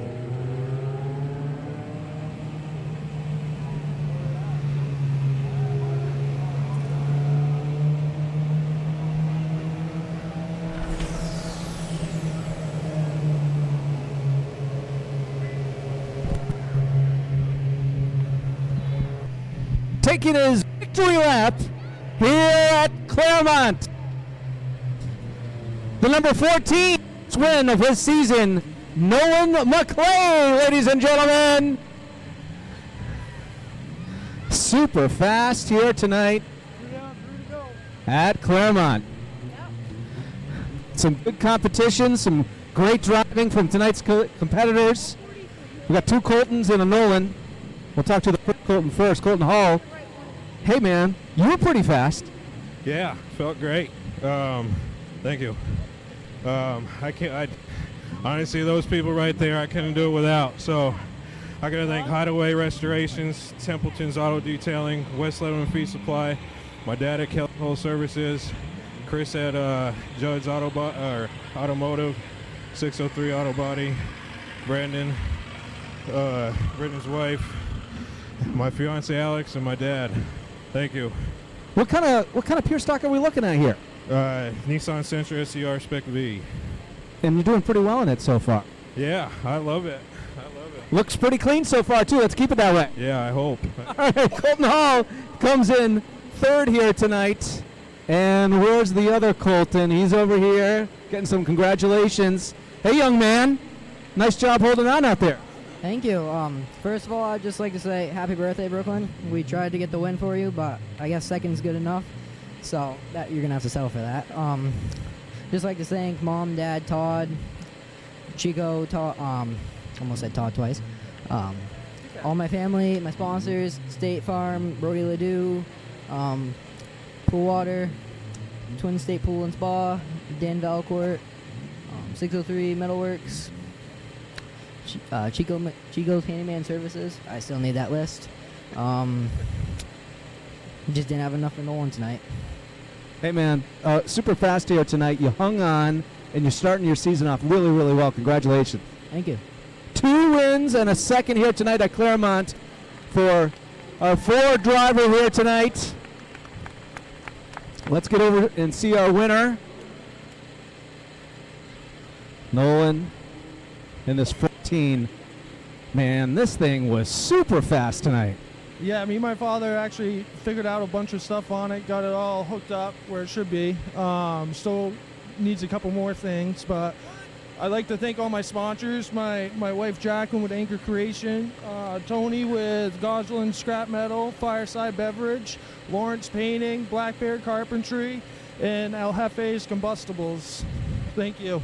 Yeah, we got a lot of sponsors on this Pure Stock here tonight. Nolan McClay, super fast. We can't wait for the next race, okay? Yep, thank you. You bet. Nolan McClay, number 1 here tonight in the Valley Pure Stocks at Claremont.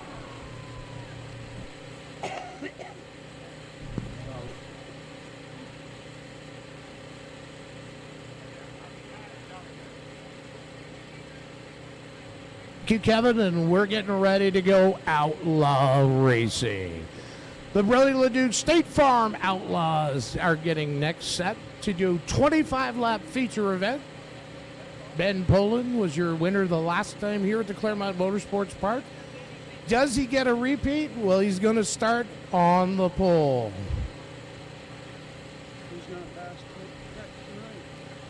We thank you, folks, for joining us tonight. If you haven't got your fill of racing, Test and Tune is at the Lee USA Speedway tomorrow to open their season there at the New Hampshire Center of Speed. And if you really haven't got your fix, you can join us at the Hudson Speedway for an exciting opening day at the Hudson International Speedway on Sunday.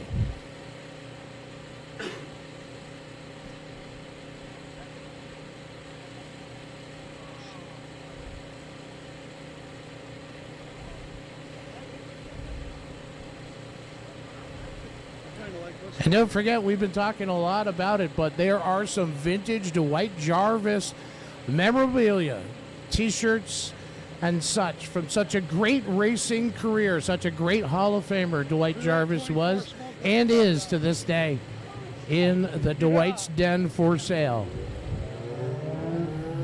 Also, don't forget, if you've got a sweet tooth, we've got your craving for you fixed. Have yourself a ice cream sundae or a Blue Bunny ice cream of your choice over in Punky's Place. They will be glad to help you satisfy any of your cold creations.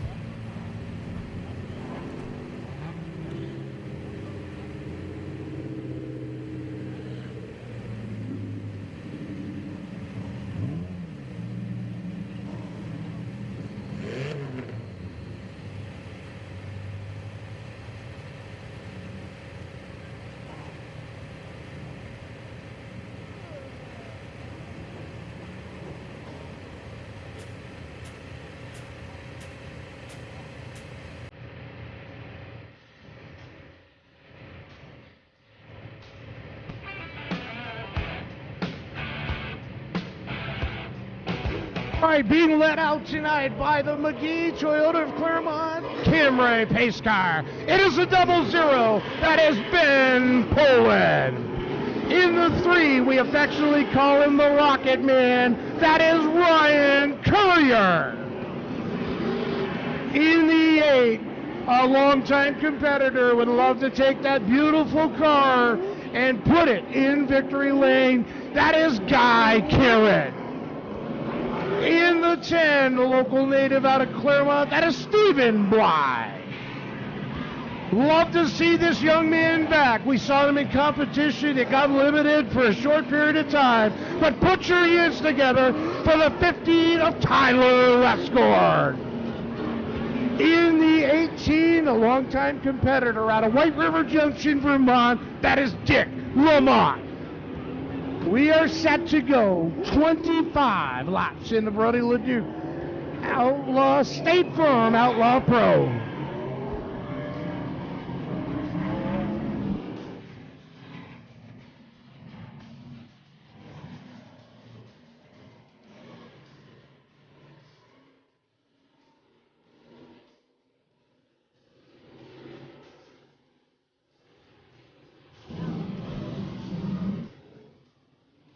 Ben Poland loved to pull off victory number 2. Courier in the 3 would love to have his name arched in victories here at the Claremont Motorsports Park. Guy Karen, no stranger to victory lane, but the Bly family has been rocking the house here for a long time. That number 10 would love to see himself down talking with us in victory lane. But is tonight Tyler Westgord's deal? Or is it Dick Lamont working his way up through the back? Dick, a crafty competitor for a lot of years, would love to see that 18 up in the front.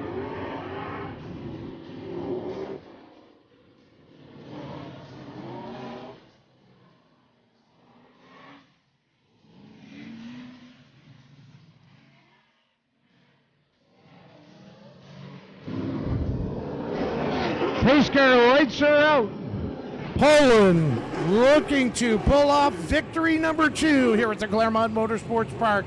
Courier looking to tease a little bit on the outside, giving him a little heat. Fans, get up, get on your feet, wave these guys off. The green flag is going to fly. Poland with the long skinny pedal on the right. Sparks flying, takes off to the lead. Karen looks to the inside. He's looking to rock and roll. Oh, wiggle out of Karen contact. Bly is around in turn number 4. Able to get the 10 rewrited. He'll get back. Caution will not wave. 25 is the distance. Poland sports that 00 to the front of the field. Karen in the second spot. Courier in for third. Tyler Lescour's got that wind-up going on the 15.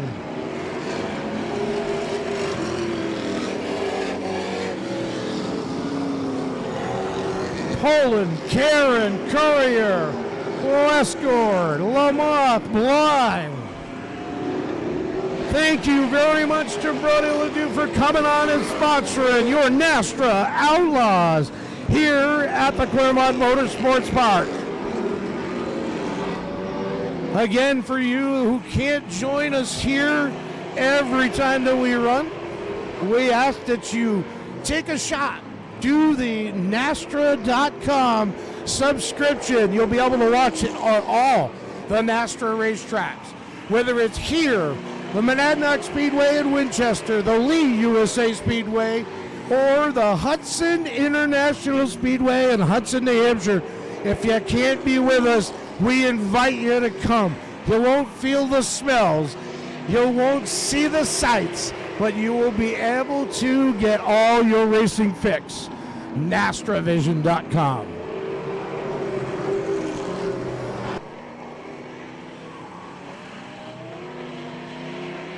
Ben Poland, that red, white, and blue silver 00.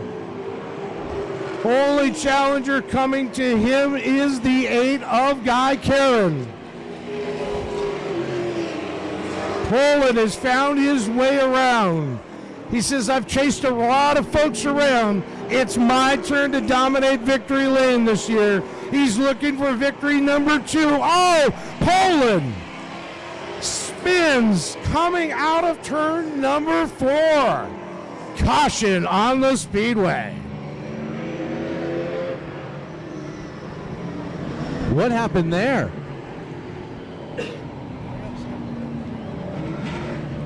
He was way out in front, and something is in that corner. I watched Tyler Lescourt come out sideways out of turn number 4 as well. He's off into the pits for attention to his crew. Tough break. Poland had a walk-away run at this 25-lap feature. And here we are. He will work from the back. Karen takes over the lead with Courier right there with him. Now, of course, now with the sun down, it's really hard to see if there's anything over there in that corner. Turn number 4. But he was off and then just enjoying his time here tonight. Not so much anymore. He was also pulling some really fast times, way faster than anybody else in the field. You know, sometimes in this game they tell you it's yours to lose. Yeah, I think unfortunately, Ben came around into turn number 3, spun, looped it in turn number 4. And tough break for Poland. But I'll tell you what, mark my words, he isn't going to stay where he's at for very long. So he doesn't have too much of a field to work through, but we'll see, if that spin affected this outlaw. Like you would imagine it would. Definitely can affect tires, definitely can take your setup and throw it away. But Karen has looked a little off himself tonight. They didn't look like they hit the setup. But you know what? Never count out that last name of Karen. I'll tell you what, he's a crafty veteran. He's a wheel man behind the wheel. And if anybody can make it happen and work that car into victory lane, it will be Guy Karen. Hey, by the way, our junior flagger here tonight is from Merrimack. He said Merrimack, Massachusetts. I know Merrimack, New Hampshire, not in Massachusetts. But he's looking for some race frequencies. He would like to listen to some race frequencies. So if anybody has some that he can listen to, go see our junior flagman. Mr. Horton better watch out. I think he's up for the job, man. Yeah, he's doing a really good job Almost down there. as fun to watch, watching it go through. All right, we're down the backstretch. It's Karen, and his outside is Courier, Bly, and then Poland. 603 Metalworks restart zone, firing off. There goes Karen on the inside, sweeps the 8 through and dives it into turns 1 and 2. Courier right in tow. There's something wrong with the 00. Something wrong with Poland, definitely. He's gonna pull up into the pits. And he came into 1 and 2, and it was not looking good. So he's off, and he's in the pits. And now it's Guy Kieran, and it's Ryan Courier, 1 and 2.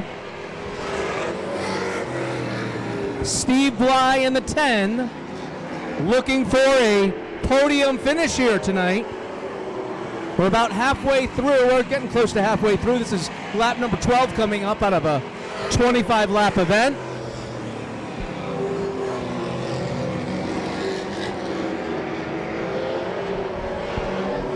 Guy Karen with a new race car this year that he's bringing to Claremont Motorsports Park. Sharp-looking race car and looking real good out front. Whatever was wrong with it before is not wrong with it anymore. Karen setting the pace, picking up his foot and putting the laps away here at the Claremont Motorsports Park for sure. Oh, we have a problem here with Lescourt in the 18. They're going to try and get back up to speed.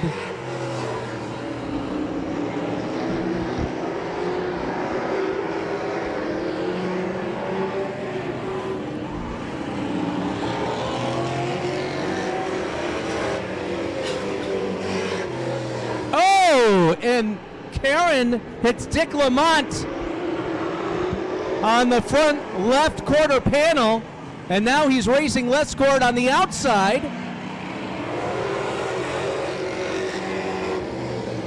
I'm not too sure if Lamont and Lescourt even knew that Karen was even there. He was coming hot, and they just didn't see him. Guy Karen, he'll avoid disaster because that's what I think Courier in the 3 was waiting for.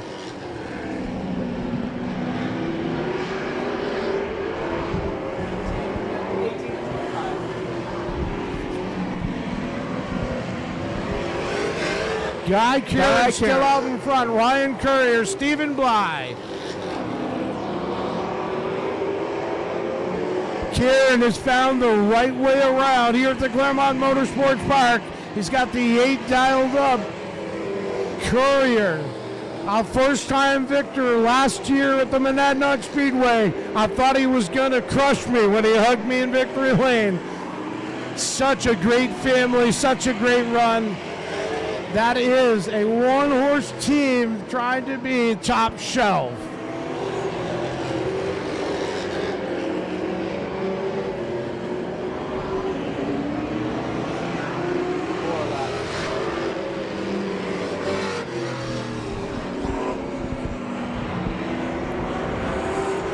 It's going to be 2 laps to go this time by.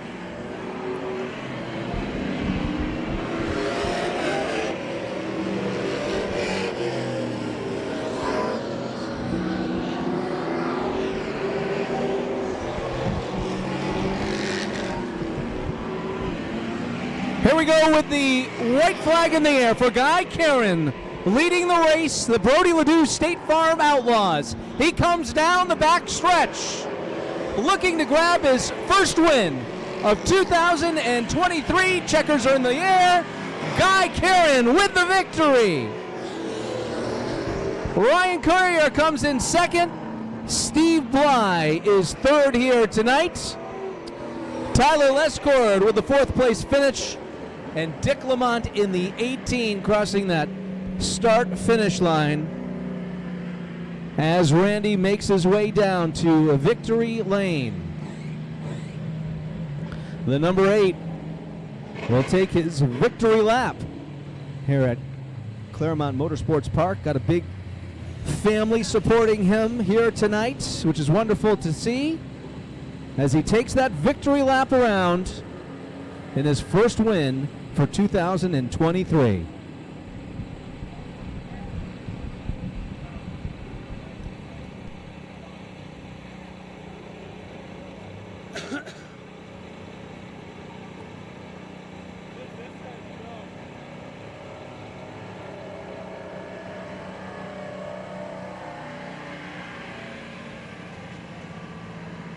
that guy, Karen?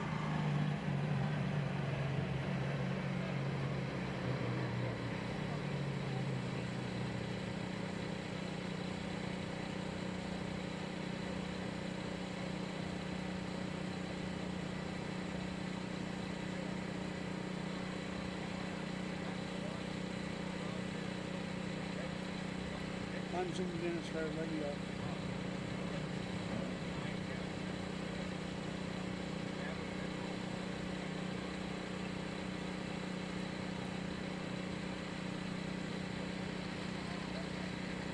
All right, we're here at Victory Lane, podium finish for Stephen Bly. As he's going to get a little congratulatory hug. Steve, I'll tell you what, you stayed out of trouble. You stayed out of the thing. The car looked pretty stout all night.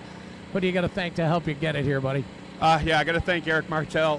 He's been working on this thing all winter long for me. I haven't really spent a lot of time down there. I've been trusting him. He's done a fantastic job getting this car looking as beautiful as it is. Same with my Uncle Rob, who lettered it up. Andrew Teffner, I got to thank him. He's backing us 100%. So he's Lebanon Screw Product, Teffner Lawn Care, JB Electric. I got Marsh Brothers Deli. If you want good food, go up to West Lab.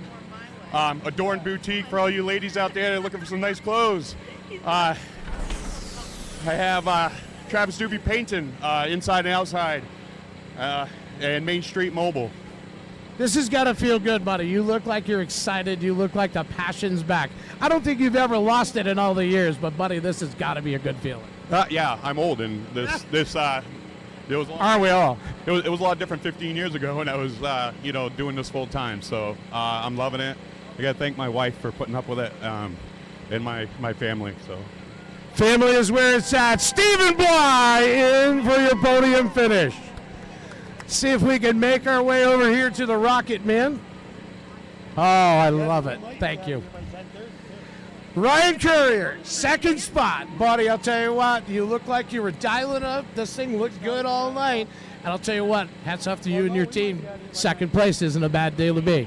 It's a great day. One more spot up from last race, and these guys just kept turning wrenches and making it better and better and better. And we may not have the top speed and motor-wise, but we can turn consistent lap times. And I think, it goes to show Benny was the fastest car here, and he gets wrecked by a lap car. So if you're in the right place at the right time, you're going to be here. I got to thank all my crew, my sponsors, Blair Auto, HMS Electric, Lynetna Farm, Larson's Property Service, 603 Seal Coating, and Jim Lounder Building. Without these guys, we wouldn't be here. So I got to dedicate this to Mike Tenney. He's a great friend of ours who's going through a hard time with cancer right now, and we're just hoping he's going to kick its ass. He certainly is, with support like that. Ryan Courier. You got to see if we can find Mr. Karen over here. Excuse me, guys. Excuse me, all the fans over here. Come over this way, Magic Man. You look like you had the right place, the right time, and away you went. Yeah, Ben and I's cars are pretty equal, so sometimes you're a victim of circumstance. So we capitalized tonight. I'd like to thank American Tire and Brake, Lake Sunapee Heating, Smith Auto Parts, Sunapee Street Auto Works, Mike and JJ and all the crew, my wife, my stepkids, my kids. It takes so many people to do this and a lot of work in the garage. Sam, Dan, Jeremy, all the girlfriends and wives. There's just so many people that make this possible, so I want to thank all of them. It's been quite a while since I've been in Victory Lane, so it feels good. Feels good in Victory Lane. Guy Karen in for a start.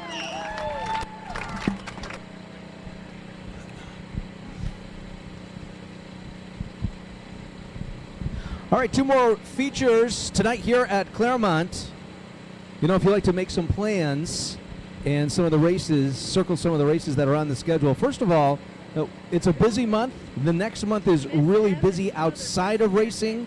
Here at Claremont, we have Mother's Day coming up on Sunday. Again, a happy Mother's Day to all the moms that are in attendance here tonight. I hope you have a wonderful weekend and you're treated correctly like you're supposed to be on Mother's Day coming up on Sunday. We've got Memorial Day weekend coming up this month. We have graduation, so there's going to be a bit of a pause in the racing here at Claremont. Our next racing event is going to be on Friday, June 16th. So Friday, June 16th, and then again 2 Fridays after, on Friday, June 30th, we will be racing here again at Claremont. And another date that you should really put on your calendar, circle on your calendar, you don't want to miss it date, is July 29th for the Clash at Claremont. JDV Productions will be here in the house, and it will be a big modified night here at Claremont Motorsports Park. So make sure that you have that. Don't double book the 29th of July. Make sure you are right here joining us for some great short track racing action at Claremont Motorsports Park. So coming up, we have the late models and a big field of late models. If you joined us tonight after qualifying, we had 3 qualifying events for late models, and then of course we have the modifieds. Modifieds tonight will be racing for 35 laps. He's gonna do that in the morning. So 2 to go here. Also wants him to do, So we grab a couple of more photos of the Karen family in Victory Lane. Super happy. Great to see down there in Victory Lane. Great racing family, have been for so long. And when there's a victory, they're celebrating, as well they should.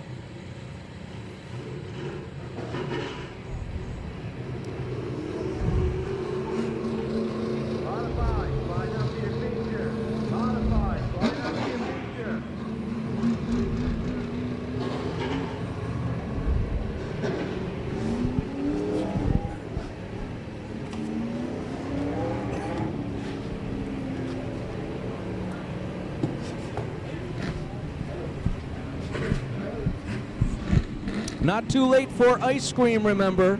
Full ice cream bar available at Dwight's Den with all the great merchandise from all of your favorite racers here at Claremont.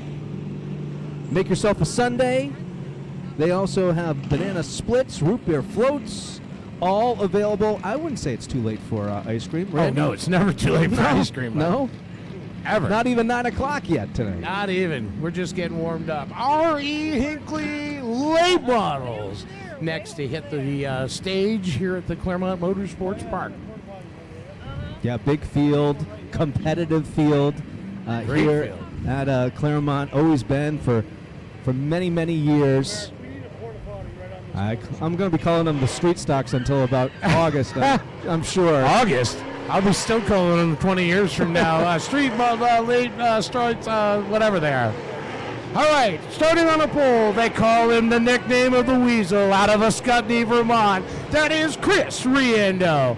To his outside, we watched a great heat battle go on, but he was to walk away. The 35 is Chris Lindquist.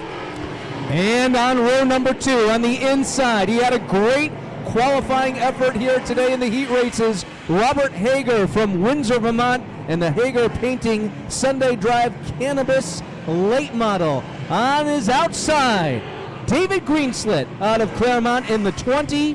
David Greenslit looking for a podium finish tonight in the Vermont Cabinetry Original Wheelman race car. So also him and his best friend Alyssa tomorrow will tie the knot. Mr. and Mrs. Greenslit will be where it's all happening.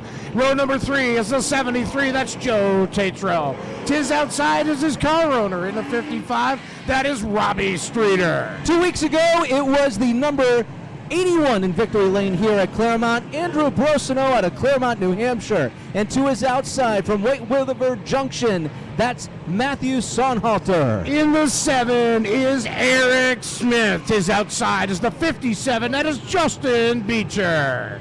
And on the inside from Claremont, New Hampshire, local favorite Brianna Acusis.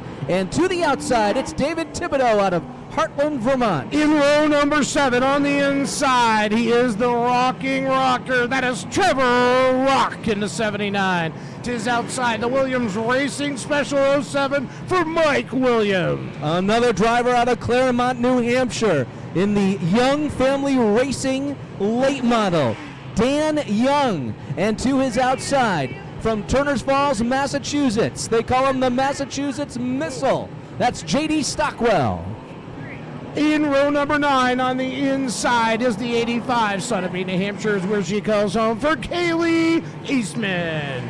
And in the 83G to her outside is Claremont, New Hampshire's young gun. That is Hayden Grenier. Scott Boisvert out of Lebanon, New Hampshire, and Dennis Greenwood from Newport, New Hampshire round out the field here tonight at Claremont. 30 laps is the distance. We'll get the go signal next time. It's anybody's race. Can Barusso back it up with a second shot again and ride his way to victory lane? Or does the 20 have it in so that he can take his soon-to-be bride-to-be to victory lane?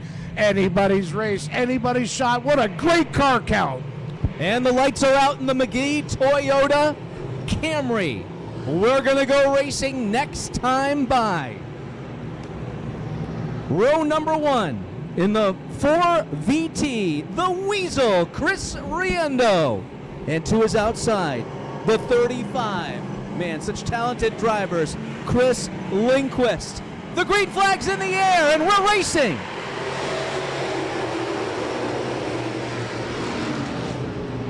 Robert Hagar looks strong in his heat race. David Greenslit is outside. The battle right now ensues for third place. But look at Barusso to the inside of the 73 for that fourth spot. And Louiso take the lead and hold on. Chris Lindquist is there in second. And like we say, the heat is turned up. The wick is on. Wu puts the candle out for that third spot.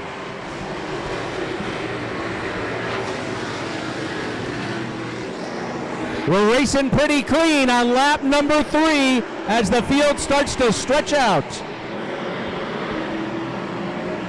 Chris Riendo has led each lap so far with Lindquist behind, and then Hager in the 91, and then Dave Greenslit in the 20. A 73 of Joe Tatro. Into 3 and 4 between Greenslit and also the number 73 of Joe Tatro. Tatro and Greenslit slinging the wheel back and forth, trying to make that spot work. They're battling for position number 4.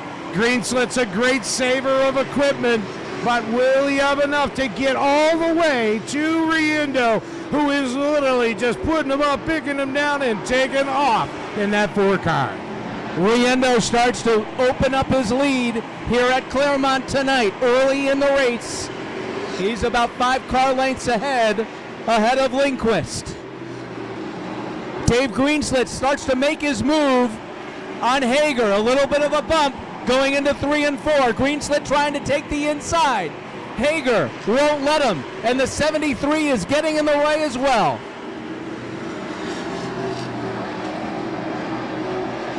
We're starting to count off laps here, and if the 20, Dave Greenslit, is trying to get on the podium tonight, he's got Robert Hager in his way right now as Riendo starts to take off, and we have the 88 spin on the front stretch, able to get back out, stay on the inside, and we're going to stay green. Something wrong with that 83G car. They've been working on it all night, trying to get it around. He pulled off temporarily into the go-kart circle area. Hayden Grenier, former mini stocker, Gons, late model racing. Something just isn't clicking with the 83. But I can tell you, between his crew and that, they'll get it back. Battle ensues between Greenslit, Hagar, and Tatro as they come up on the lap car. Thibodeau, the 88, in for that third spot. The 88 is in a bit of trouble, very loose, and I'm sure that's going to make these leaders very, very nervous as they pass on the outside.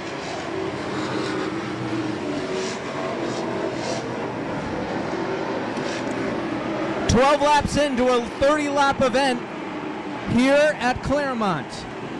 And out in front, Chris Riendo. Chris Riendo has been able to take advantage of some lap traffic as he stretches his lead. Hagar all but shake, rattle, and rolled out of turn number 2, almost collecting Sunalter and Beecher back for 5th, 6th, 7th. But holy moly, he was able to gather it up in a huge save right in front of Robbie Streeter. Yeah, Hager's in trouble as he gets shuffled back. Riendo, Lindquist, and Greenslit, 1, 2, and 3 here tonight so far in this late model event. Battle is for 7th between the 33 of Matt Sunalter and the 57 of Justin Beecher. They've been right at each other. Sunalter to the inside, Beecher working the outside groove. Ever since Hagar split them in the middle, they've been really working each other wheel to wheel. Let me tell you, Dave Greenslit is giving Lindquist no room. I mean, he is right there, right on his back bumper, all the way through this track here tonight. He's trying to find a way to get past that 35. He's worked that bottom, he's worked the top, now he's going to work it again. He gave Lindquist a little bump coming out of turn number 2, looking to say, buddy, if you don't figure out your line, I'm figuring it for you. Meanwhile, Riendo stretches his lead.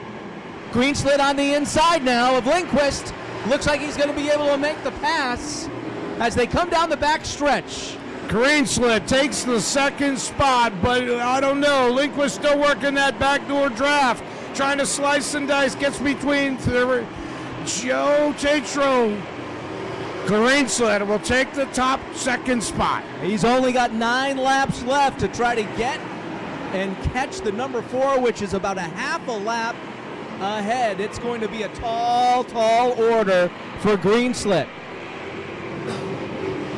We'll keep an eye on the number 4,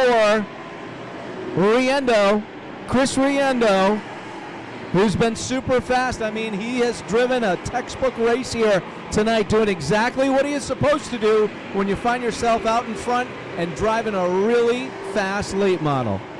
Talked to Riendo in the pits earlier this afternoon. He said, you know what, we got here last time, we put the car on the track, we were awful. He says, we've been working the night and day trying to get this squared around, and here's the payoff. As he works through lap traffic, both Thibodeau and the 48 of Young, he swings way outside. Yeah, way outside. I'm not too sure that makes him feel very comfortable as he went into turns 1 and 2. Oh my. Still Greenslit able to get out in front of Lindquist. Greenslit solidly in 2nd place right now, but a lot of track to make up as we have 5 laps left in this event. 5 laps remain. Passing flag being shown, leader coming. Lap traffic. Oh, Thibodeau in the 88 just pulled in front of the 2nd place spot of 20 of Greenslit. Just blocked him away from getting around.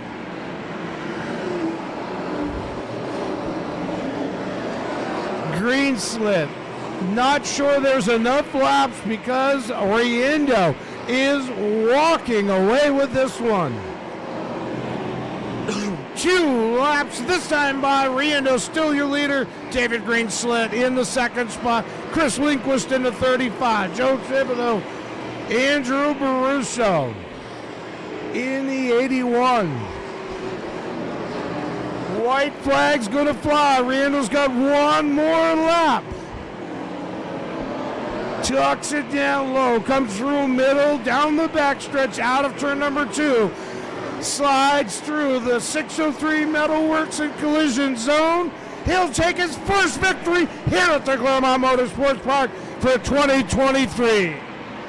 David Greenslit in for 2nd. Chris Lindquist, Joe Tatro, Andrew Baruso, Justin Beecher, Matt Sunhalter, Trevor Rock.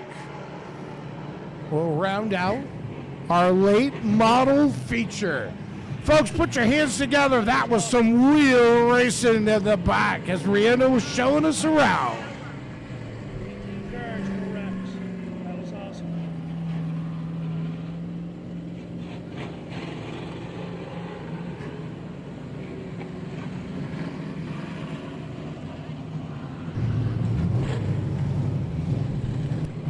Chris Riendo taking his victory lap here tonight at Claremont. Dominant car, driving through traffic all night long, grabs the checkered flag, and he is savoring every moment of it as he takes victory lap here tonight at Claremont.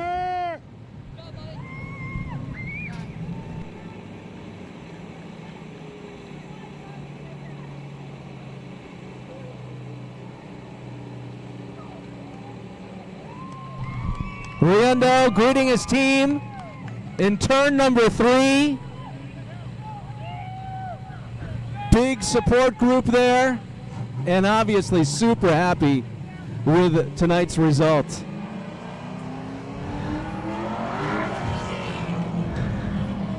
Here he is, coming in to victory lane. He's your winner here tonight in the late models, Chris Riendo in the 4VT.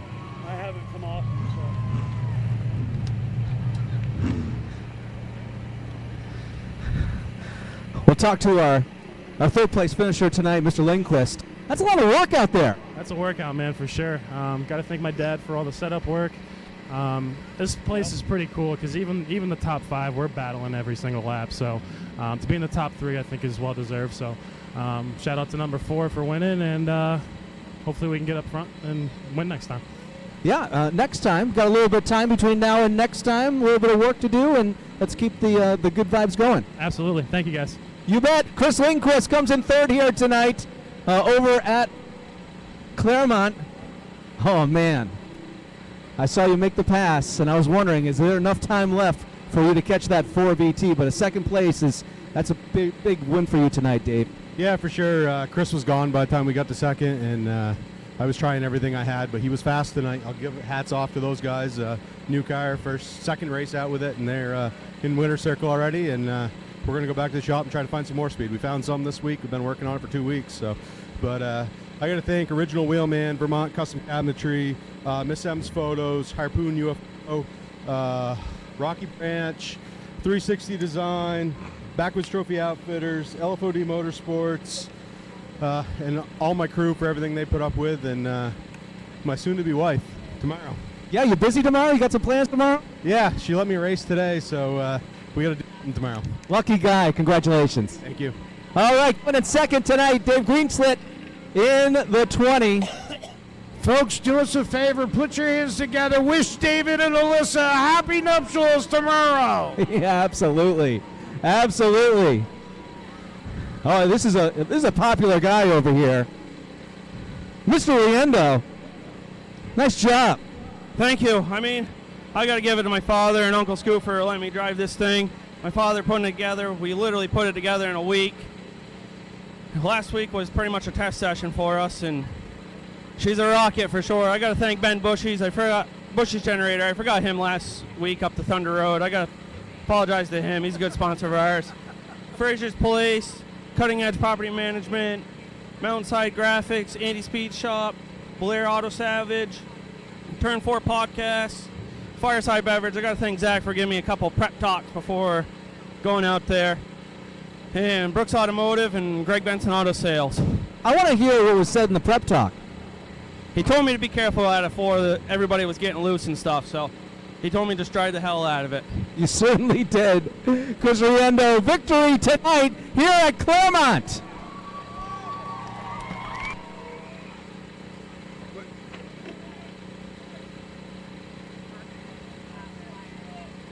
What do you have it on right now? Okay. Okey-doke.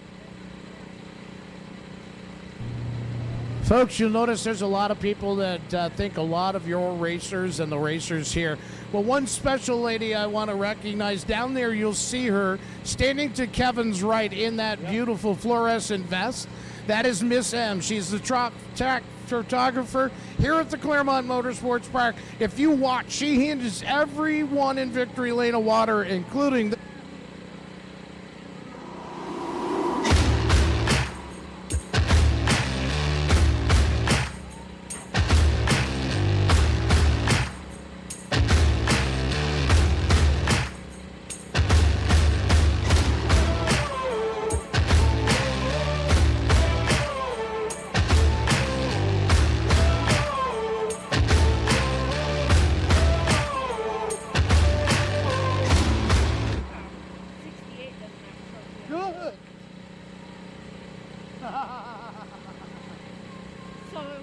he could be cute again.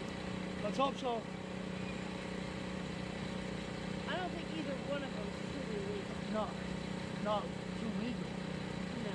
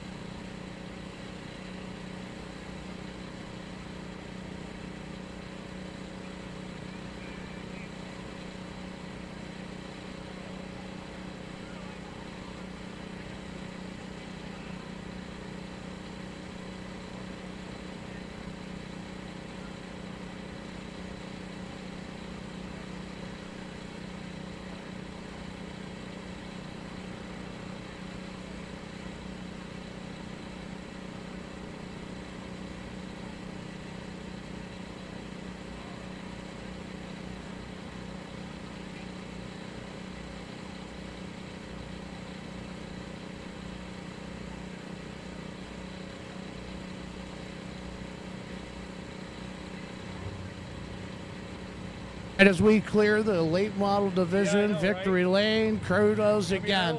Chris Riendo, your winner. David Greenslid in for second. Chris Lindquist in the 35. Folks, get ready. It is time for the ground-pounding modifieds. The Aztec Auto and Tire sponsored modifieds here at the Claremont Motorsports Park. You hear the roar coming from the pit entrance. Get ready. Here we go. I'll follow Chris off the track.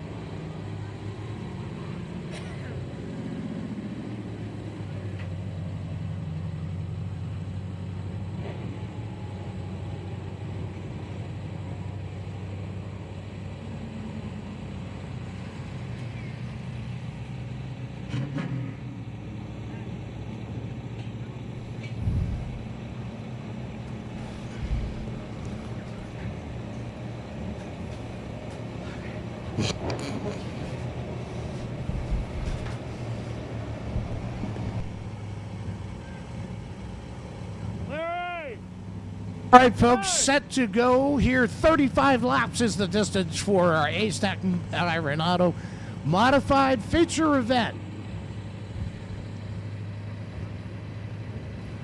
Can't think Aztec Auto Tire and Auto. Good Lord, I got to get my tongue working again. Sorry, folks. Being led out tonight by that beautiful maroon Toyota Camry. Thank you to McGee Toyota of Claremont. Starting on the pole, Croydon, New Hampshire is where he calls home. That's the 29 New Hampshire for Superman Aaron Fellows. Fresh off a victory at the Duel at the Dog at the Monadnock Speedway. He won an 80-lap feature event there from Sunapee, New Hampshire. We nicknamed him the Professor. That is Brian Roby. Next on the grid in row number 2 out of Granby, Massachusetts, it's the Jeans Ford and Chevy Fireplace sponsored 03 for Nate Wenzel. To his outside, Sunapee is where he calls home as well. In the 27, that is Mike Smith. In row number 3, that is the 83 of T.J. Blow. To his outside, Claremont, New Hampshire is home. He represents a long history of family racing. That is Jeremy Zullo. In the 4, no stranger to victory lane out of Ascutney, Vermont. In the Martin family 04, that is Joey Jarvis. To his outside, the rookie in this division out of Harlan, Vermont, driving for illustrious Louis Rivera, that is Brady Lamont. And starting tail tonight in the More Ways Auto Salvage 33 from Cornish Flat, New Hampshire, that is Brian Morway. All right, Randy, as you mentioned, only 35 laps. This is not a 75-lap event like we had 2 weeks ago. 35 laps. Got to get out front, got to stay out front. 35 laps are going to go pretty quick here at Claremont. Does the drama ensue That's the 83 and the 25. They had some tempers that just weren't off. They had a little conversation after the fact with race control.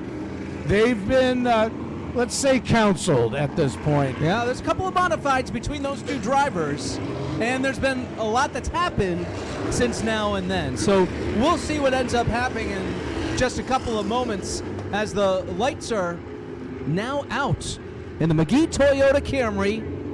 We're going to go racing in just a couple moments. Fellows was the pace setter. Roby to his outside. Wenzel and Smith. You see the bump and run, bump and run. Here we go through the 6-0 threader. Metal Works. Collision zone. Fellows takes the green and will be your leader. Nate Wenzel dives to the inside of Roby, but Roby gets the fast lane on the high side. Side by side, Nerf bar to Nerf bar. Here they come, and it's the advantage. Wow, just by a cow catcher. Oh, we have a sandwich happening. 3 modifieds together. Zulo, Jarvis, and also the 33 tried to go into turn number 1. That wasn't going to work. We're still under green. Now the battle ensues for second. Wenzel in the 03 on the inside. Roby is outside in the 25. Roby would like to make a repeat for sure. Wenzel takes the second spot, but that's given the advantage to Fellows to just jump out and take off. Yeah, Wenzel went really wide on that previous lap, coming in and out of turn number 4, and Roby was really quick, let him by, but he's not going anywhere right now. Roby's right behind Wenzel, not giving him any space, racing him hard as they come into turn number 4. As you mentioned, Superman, Aaron Fellows out in front. Says he's got a lot of counseling, a lot of work from Matt Hirschman. We know Matt, Big Money Hirschman, and his dad Tony, longtime modified racers.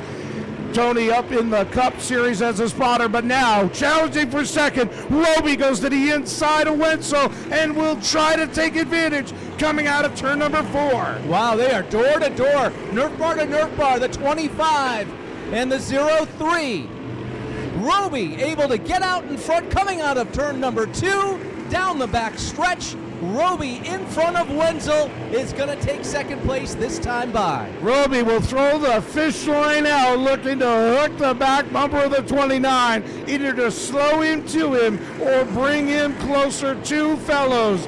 But he's still got a lot of lead. Fellows just picking it up, putting it down the backstretch. Roby now sets his sights on the Superman. Yeah, all Roby's doing, or rather all Fellows is doing right now, is just hitting his marks, the marks that he's been hitting over a long racing career here at Claremont Motorsports Park. Now, one time in a late model, moving on to the modified division here, and being honestly quite successful, picking and choosing his races. And right now it looks as though he's going to run the season that is offered, not only here but also at other tracks in the Astra division.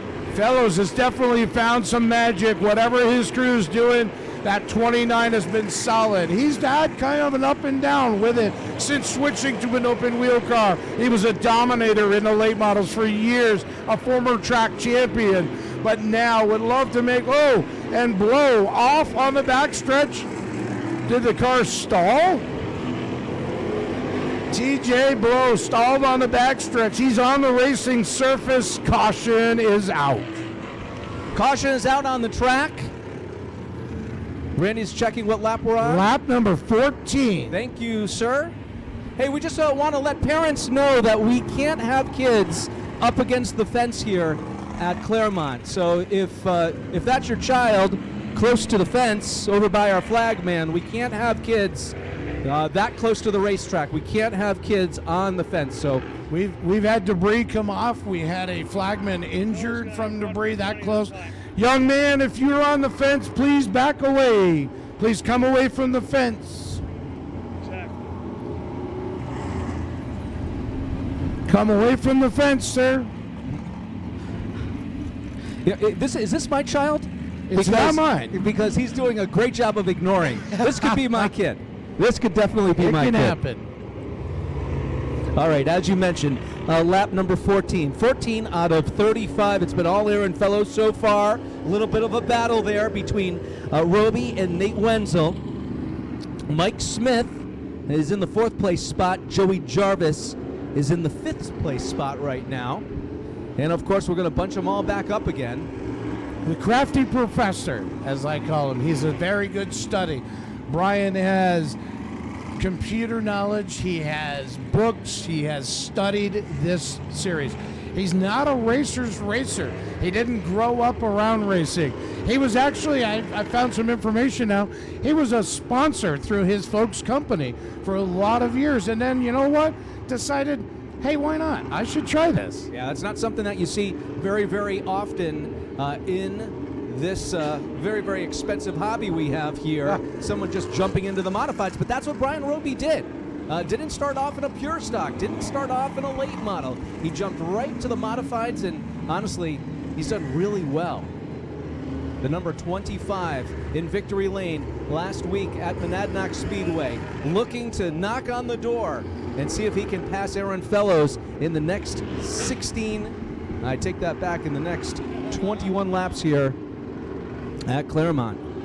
We'll see what he can do. All right, I see Chris Horton with flags in hand. Looks like he's going to give him a double up sign this time by. There we go. Here we go, folks. We're going to line them up 2 by 2. We're going to restart on lap number 15. Whoop, Mike Smith just a little hot in the field there, bud. All right, Superman on the inside, Professor to the outside, and the young gun in the 03, Nate Wenzel, Mike Smith. Here they come to the 603 Metalworks and Collision restart zone, and we're back on the green. Roby jumps out to the outside. I think Roby's faster. I think Roby's faster than Fellows. He is really hitting a mark right there, and he's going to take that lap. Roby out in front right now. Then Fellows, then Wenzel. If somebody told you there was no outside lane, Brian Roby proved them wrong moments ago, because that 25 went to the outside, swung it hard, and drove that car in. But here's the challenge. Back underneath, here comes the 29 of Aaron Fellows. Yeah, Aaron Fellows is certainly not giving up, not by a long shot. And Wenzel, he's not too far away either. We have Zullo on the back stretch. He's going to be heading down pit road. It looks like he spun on the back stretch. 33 of Morway had a tough time. He slipped around coming out of turn number 2.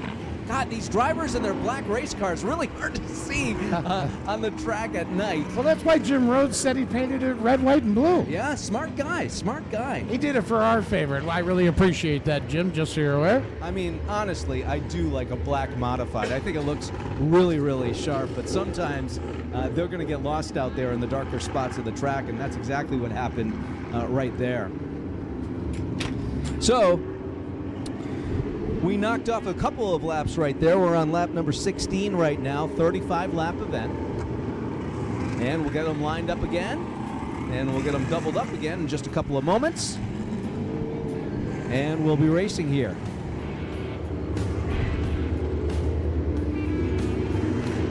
And Chris Horton, flagman, makes the motion with his right hand that they'll be doubled up next time by.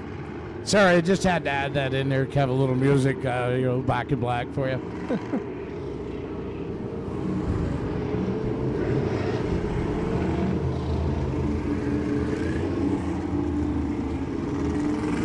All right, Field's giving the double upside again. Let's see if we can get this rolling. We're restarting lap number 16. Roby now to the inside. Fellows to his outside. Wenzel. And look at Joey Jarvis in the 4. Welcome back, Jeremy Zullo. Catching the field because we're getting ready to go into the 603 Metalworks and Collision restart zone. We're going green. You couldn't get any closer. You couldn't have put a pin in there crossing the line. But Roby to the advantage. And now Wenzel's trying to work the outside. Wenzel giving Wenzel is able to get ahead of Fellows, then there's contact between Wenzel and Fellows coming out of turn number 2. Everyone able to hold on. Wenzel in second still. Fellows in third. Fellows again right on Wenzel's rear, not giving him any space whatsoever. Close on the back stretch. Meanwhile, Roby ahead. Roby, Wenzel, Fellows, and Joey Jarvis. 1, 2, 3, 4. I'll tell you, we're halfway done, but man, we're halfway from being over here. Roby now starting to stretch that lead. Nate Wenzel there, and Fellows still battling for second and third. And Joey Jarvis may be the one waiting, like Martin Wood, in that number 4 car for his turn to pounce.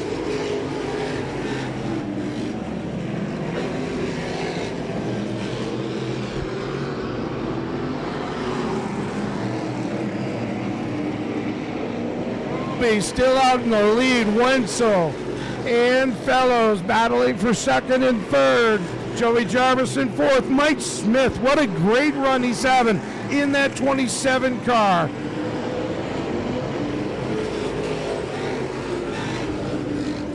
I tell you, Aaron Fellows isn't going anywhere, and he's turning a faster lap than Wenzel right now. And let's see where he ends up going. Lap number 25, 10 to go. 10 to go this time by.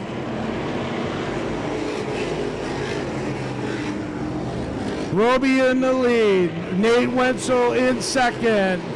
Fellows now dives to the inside. Coming into turn number 4. He's going to try to take the advantage. Not going to let it happen that way. Wenzel, what a battle he held on to. Whoever Wenzel's spotter is, he's doing a really good job, he or she, because Wenzel is still out in front of Fellows, even after Fellows made a crazy move. Lap number 27. Fellows put a kamikaze run, was looking to dive that 29 to take away that second spot, but they shut the door on him in the 03 of Wenzel.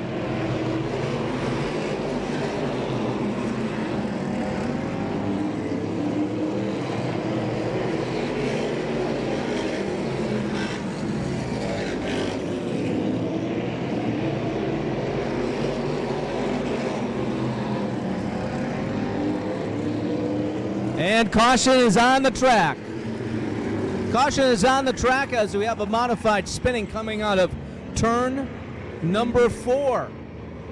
And that's not what Mr. Wenzel wanted to see, and probably not what Mr. Roby wanted to see as they were cruising on their way. We're on lap number 29 right now.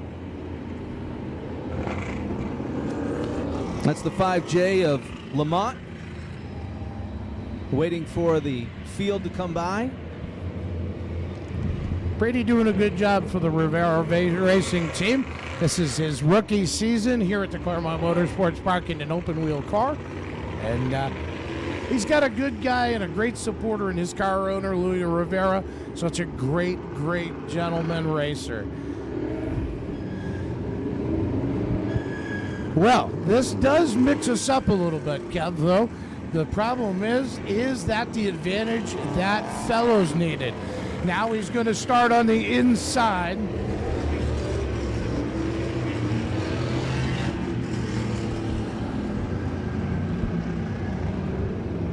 As we get set, we're down the back stretch. We'll get to the 603 Metalworks and Collision restart zone here at the Claremont Motorsports Park. Brian Roby and Nate Wenzel. Wenzel hammers to the outside. Brian Roby sticks to 25 down low. Wenzel works the outside, trying to find that same groove that Roby used before, but Brian's not having it. He's still your leader going into turns 1 and 2.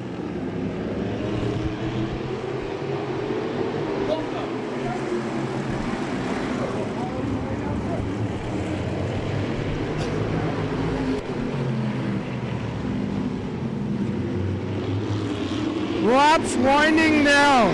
Brian Roby, Nate Wenzel still working the field. We're trying something just a little different tonight, folks. 2 to go this time by. Side 2 to go. Side. And finish. Oh, Wenzel slips up just enough. Roby still working the inside. 2 laps to go this time by. Wenzel trying to work the top groove.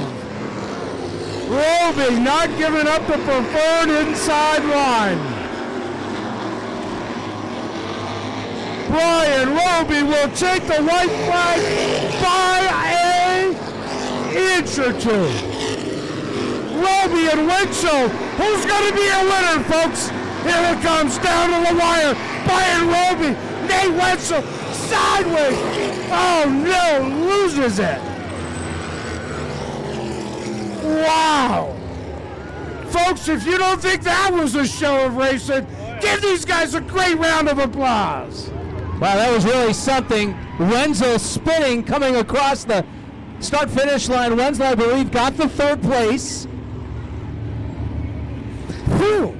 That was something. Really something. Right. What did our junior flagman think of that? It was definitely a good race to watch, and just overall very entertaining. Yeah, those last 2 laps were extremely entertaining.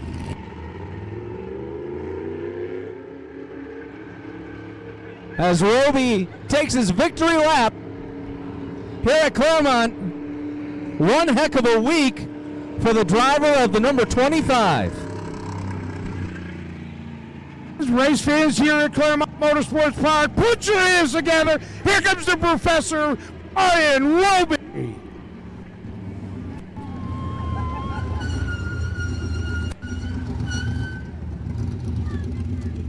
Kev, I don't know about you, but I'm going to take a walk to 3rd place. This should be an interesting interview. Yeah, I can't wait to see what Wenzel has to say about that final lap. Those final 2 laps were awesome here. Ends up on the podium.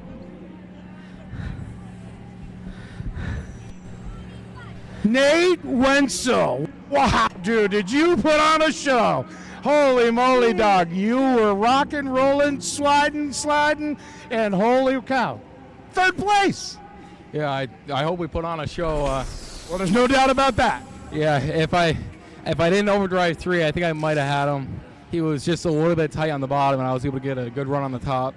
I tried to cross him over. I spun the tires coming out of 4 on the last lap, and that was it. But how proud are you to get here, and who helped you get here? I'm pretty proud. The car was very fast. We did a slight change, and it definitely helped out the car with turn. And I want to thank my mom, dad, Lindsay, Ted, Jordan, Justin, Aaron, James Ford and Chevrolet, the Fireplace, Valley Recycling, LFOD Motorsports. Thank you, Tony. And just everyone behind me. They helped me out a lot, and I wouldn't be here without them. Nate Wenzel, we'll call him the showman tonight. And for podium finish, Superman, Kevin's going to talk to you now. We have the 2nd place and the 3rd place drivers tonight with a conversation here tonight, congratulating each other. Aaron, take us through those last 2 laps. Yeah, I was debating whether I wanted to go to the outside or inside, just letting them guys run hard. But, it was a good race, lead some laps, and, I tried to give plenty of room to Brian on the outside. I probably shouldn't have gave him quite as much, but he got the lead there, so that's all right. The car's in one piece. I'm happy with that, whether it's 3rd, 4th, 10th, 18th, whatever. We can load it in the trailer, so, baby steps, we're getting closer, and here we are. 1st place 2 weeks ago, 2nd place here tonight. A lot of people to thank, too. Yeah, I got to thank, I don't even know if I have any sponsors. La Valley Building Supply, New Hampshire Lottery, Victor Branch Concrete, all my family, friends, everybody. Unfortunately, the douche that finished first, one of my good friends, thank him for everything he does to me. Everybody else, thank you, and we'll see you next time we're here. It's Superman. Aaron Fellows, 2nd place tonight. Randy, talk to our 1st place finisher tonight, way out in front. Brian Roby, I've nicknamed you the professor, buddy. I've had the distinct honor of being in a lot of spots with you, but I tell you what, you and Nate put on the show of shows tonight. I'll be honest with you. When I came here tonight, I would have never bet any money that we'd be in victory lane because I knew I was only going to put one tire on the car tonight. And I really thought that it was going to be Aaron. I thought I was just going to follow him that whole race. So we were fortunate enough to get that jump on the outside, and we're somehow able to get by him. And then Nate, man, that was a hell of a battle. The last, I don't know what that was, 5-6 laps. Man, you couldn't do any better. I knew I was tight on the bottom. I kept trying to give him the room. We'd both hire it into the corner, wash a little bit, slide a little bit, give him a little bit of room, and we'd come off hard. And man, that was great. It was awesome. But I gotta thank the crew, thank everybody that helps me out, and for twice in 1 week, I get to dedicate one of these to my Uncle Danny Ferlin. Good deal.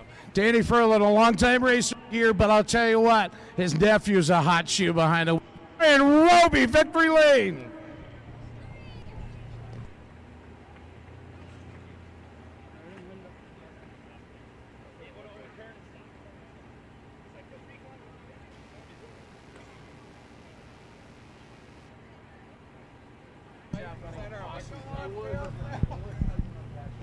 I kept trying to give it room. Say goodbye. What's that? I have not. I will.